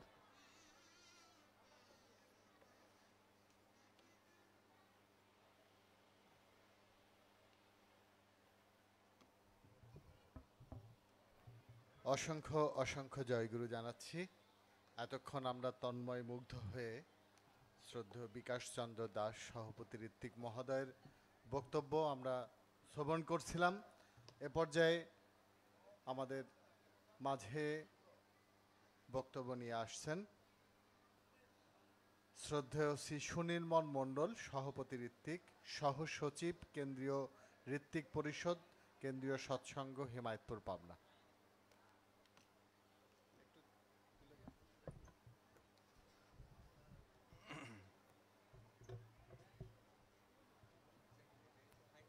ঠিক আছে।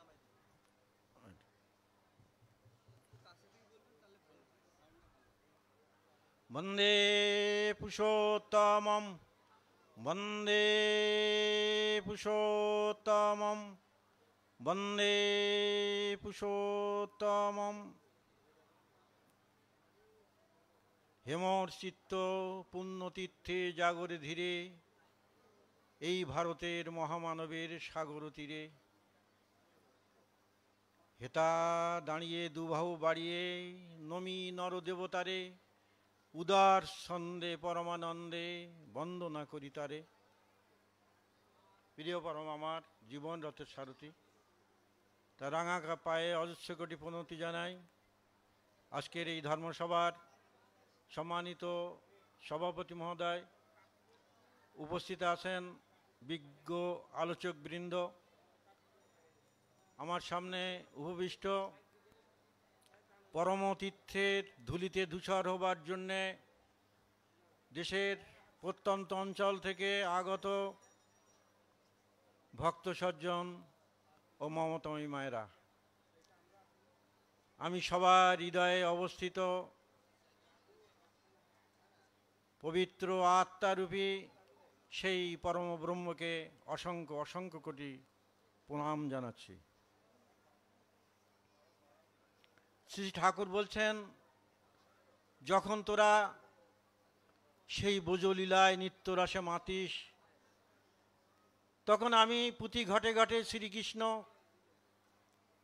আবার যখন তোরা নদিয়ার পথে পথে হরিবোল হরিবোল বলে প্রেম দান করিস, তখন আমি পুঁথি ঘটে ঘটে চৈতন্য রূপে প্রেম দান করি। আবার পুঁথি ঘটে ঘটে চৈতন্য দান করি। আমি নিত্য সাক্ষী স্বরূপ, আমি শ্রীকৃষ্ণ, আমি চৈতন্য, আমি রাম কৃষ্ণ, আমি সব সেই প্রেমময় জীবন নিয়ে, প্রেমল জীবনের অধিকারী প্রিয় পরম আমার 1295 30 ভাদ্র এই পুণ্য সলিলা ভাগীরথী পদ্মার তীরে পবিত্র ভূমি হিমায়তপুরের মাটিতে তার প্রথম স্পর্শ। 58 বছরের লীলা, এই 58 বছরের লীলাভূমি হিমায়তপুরকে ত্যাগ করে সেদিন স্বাস্থ্যগত কারণে ভারতের ঝাড়খণ্ড দেওঘরে বিহারে তিনি অসংখ্য ভক্ত সহ গিয়েছিলেন, আর তিনি ফিরে আসার সুযোগ পাননি। 1946-এর 1 সেপ্টেম্বর সেখানে তার শেষ জীবনের 22 বছর 4 মাস 26 দিন অতিক্রান্ত হয়েছিল। তার প্রকট লীলা, তারপরে তিনি অপ্রকট হয়েছিলেন। তার সেই অমীয় পরশের ছোঁয়াশে হিমায়তপুরের মাটি স্বাভাবিকভাবে পরম তীর্থ বিশ্বতীর্থে পরিণত হয়েছে। তিনি বলছেন, ধর্ম হল জীবন বাঁচা বাড়ার বিজ্ঞান।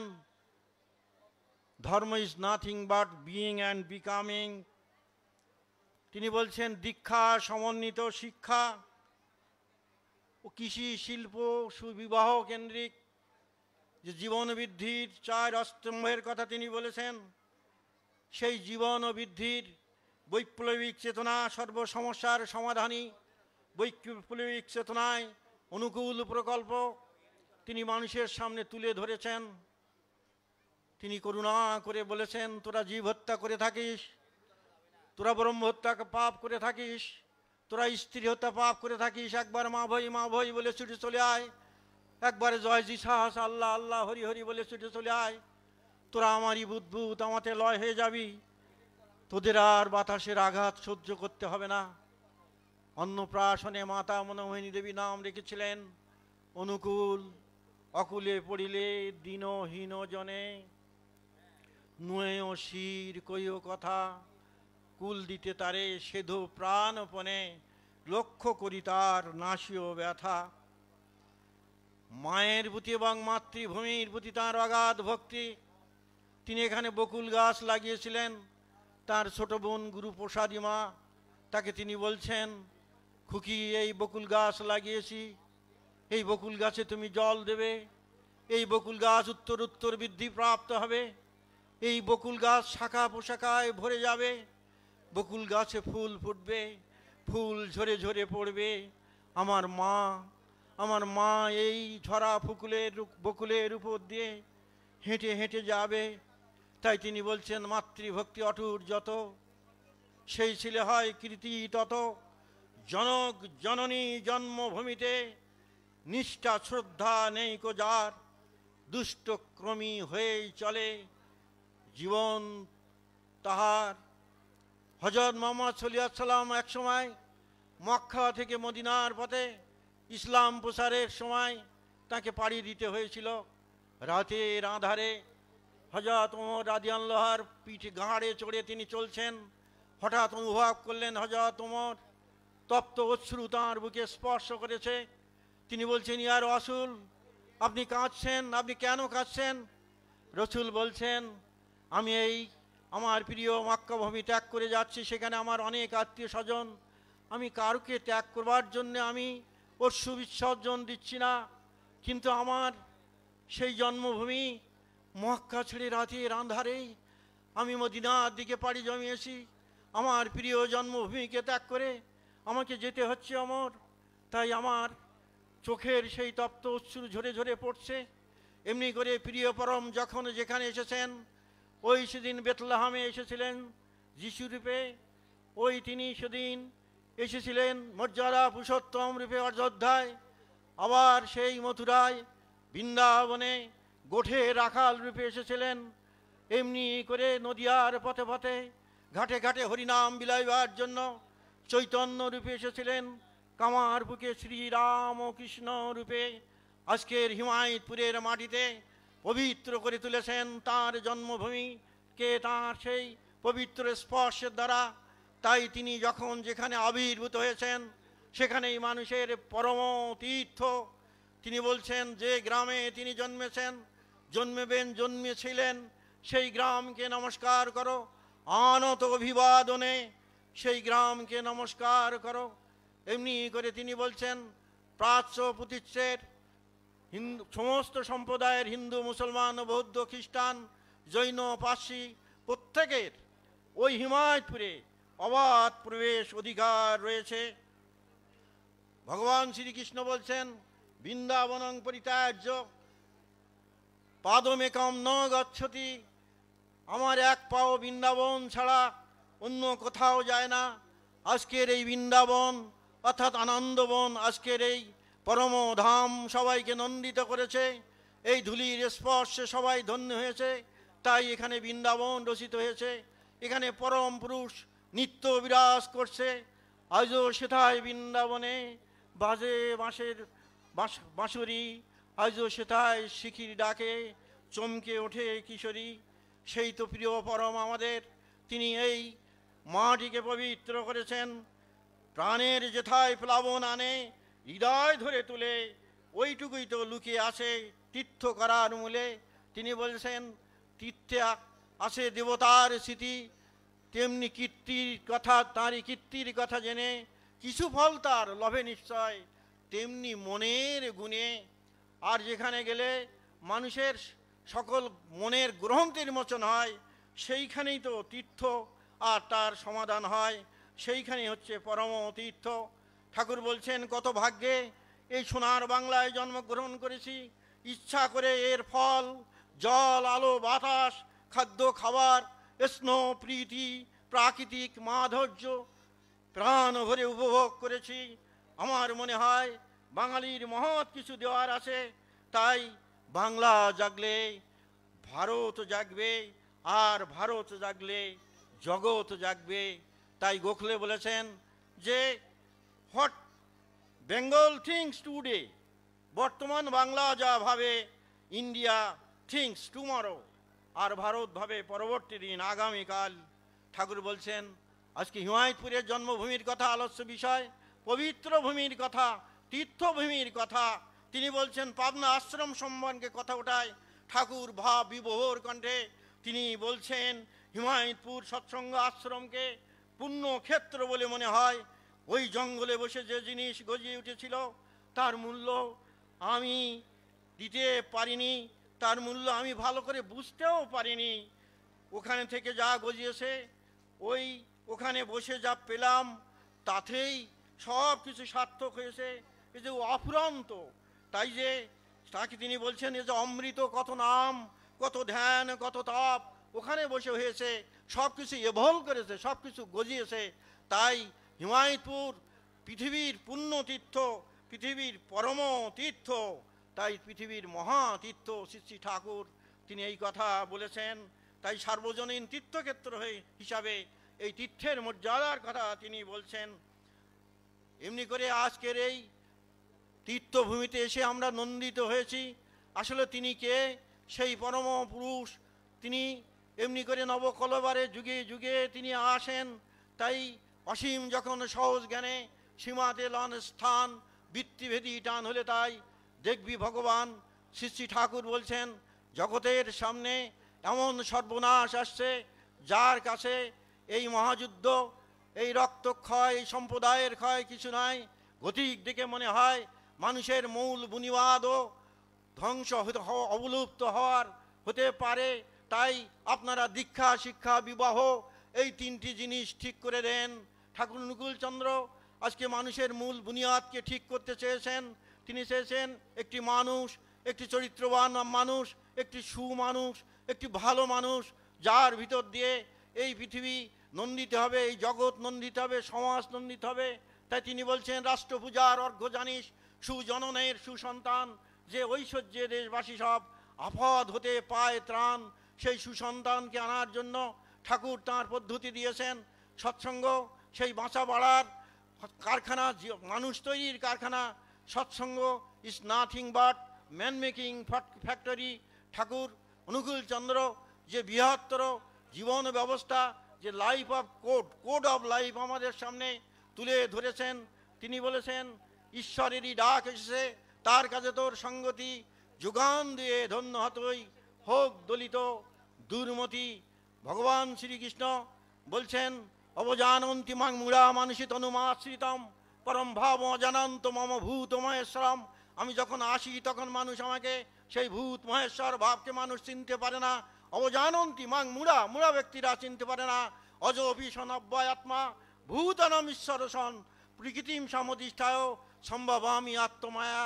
আমি আমার আত্মমায়ার দ্বারা সম্ভব, আমি অজ নিত্য, আমার কোনো জন্ম মৃত্যু নাই। তাই যুগে যুগে যখন তিনি আসেন তখন মানুষ তাকে চিনতে পারে না। তিনি বলছেন তুমি যেই হও, আর তুমি যেই হও না কেন, তুমি নিশ্চয়ই যেন ঈশ্বরই তোমার পরম প্রাপ্তি। আর তার জীবন্ত বেধি মিলে, তার পাদমূলে নিজেকে উৎসর্গ করো, নন্দিত হবে, সার্থক হবে। আর আমাদের উপনিষদ বলছে ছিনন্ত বিশ্বে অমৃতস্য পুত্রা আধে ধমানি দিব্যান্তস্তু বেদেমতাং মহান্তং পুরুষং আদিত্যবর্ণ্যাং তমসা পরতাৎ তমেব বিদিত্তা অতিমৃত্যুমেতি নান্যপন্থা বিদ্যতে নও সোনামৃতের পুত্র দিব্যধামবাসী আমি জেনেছি তাহারে আধারের পরে আলোকময়, তারে জেনে তার পথ ধরে মৃত্যুকে লঙ্ঘিতে পারো, অন্য পথ নাই। ঠাকুর বলছেন মরো না মেরো না, পারো তো মৃত্যুকে অবলুপ্ত করো। ডু নেভার ডাই নর কজ ডেথ বা রেসিস্ট ডেথ টু ডেথ। আজকে চারিদিকে হানাহানি, শত্রুতা, শান্তির অভাব রয়েছে। ঠাকুর অনুকূল চন্দ্র বলছেন, তিনি বলছেন যে ভালোবাসা, ভালোবাসা একমাত্র মুদ্রা যা দিয়ে আমি শান্তি ক্রয় করতে পারি। Love is the only coin by which you can purchase bliss. এই ভালোবাসা একমাত্র তিনি আমাদের শিখাইতে চেয়েছেন। এই ভালোবাসার পথ ধরে ধরে আমরা মানুষকে আপন করে নেব। এই তীর্থভূমির পবিত্র মাটি স্পর্শ করে আমরা সংকল্প করব, আমরা কিছুতেই সেই প্রিয় পরমকে আমরা ছাড়তে চাই না। তার অনুশাসনে, তার নির্দেশ মেনে আমাদের জীবনকে নন্দিত করব। আজকে আপনারা এই তীর্থভূমির 2 দিন ব্যাপী এখানে অবস্থান করছেন। আগামীকাল হয়তো আপনারা যার যার গন্তব্যস্থলে চলে যাবেন। সেই মায়া মহব্বতের ভিতর দিয়ে এই তীর্থের প্রতি আমাদের আকর্ষণ যেন চির অটুট থাকে। এই তীর্থের টানে যেন সেই প্রেমময়ের স্পর্শ ধন্য হিমায়তপুরের মাটিতে যেন আমরা আবার ফিরে ফিরে আসি, আবার তাকে ভালোবাসার ভিতর দিয়ে আমাদের জীবনকে নন্দিত করে তুলি। এই প্রার্থনার অসীমে সবার সার্বিক কল্যাণ কামনা করে আমার কথা এখানে শেষ করছি। পুরুষোত্তমের জয় জয়কার হোক। বন্দে পুরুষোত্তমম, বন্দে পুরুষোত্তমম, বন্দে পুরুষোত্তমম। জয় গুরু সবাইকে।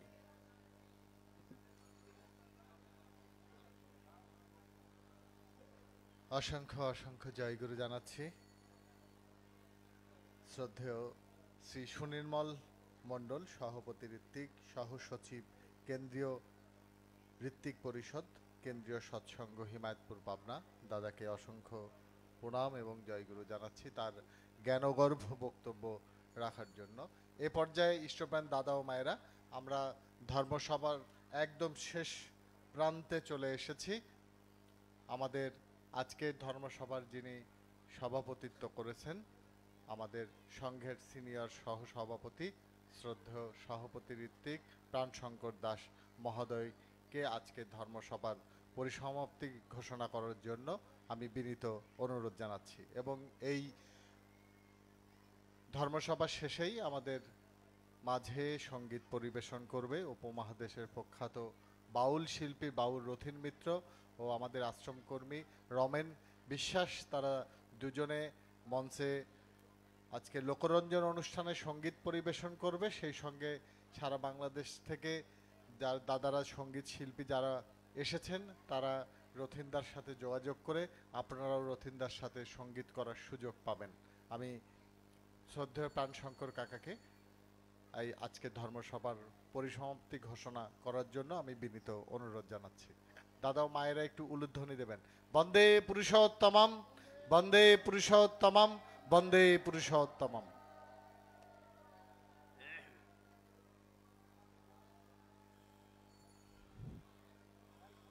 পরম প্রেমময় শ্রী শ্রী ঠাকুর অনুকূল চন্দ্রের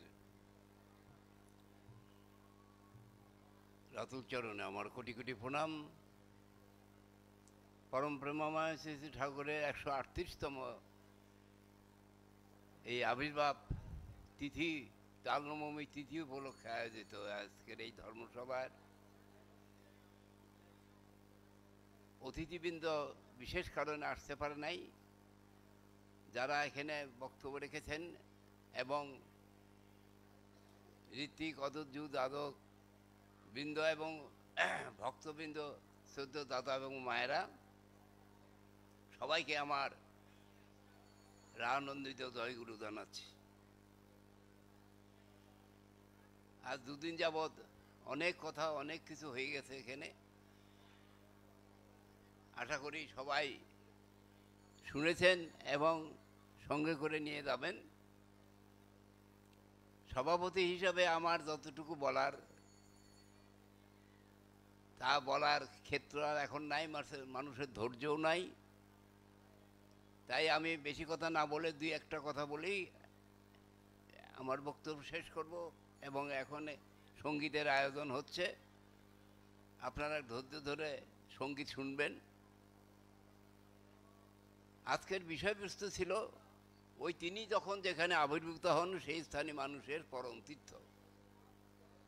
ওই তিনি মানে কিনি সেই ঈশ্বর পরম পুরুষ, সেই পরম ধামের থেকে যারা আসেন যুগে যুগে, তারা যেখানে যেখানে আসেন সেই স্থানই হলো মানুষের শুধু আমাদের সৎসঙ্গীতের জন্য না। ঠাকুর এখানে জন্মেছেন বলে এটা শুধু আমাদের সৎসঙ্গীতের জন্য পরম তীর্থ তা নয়।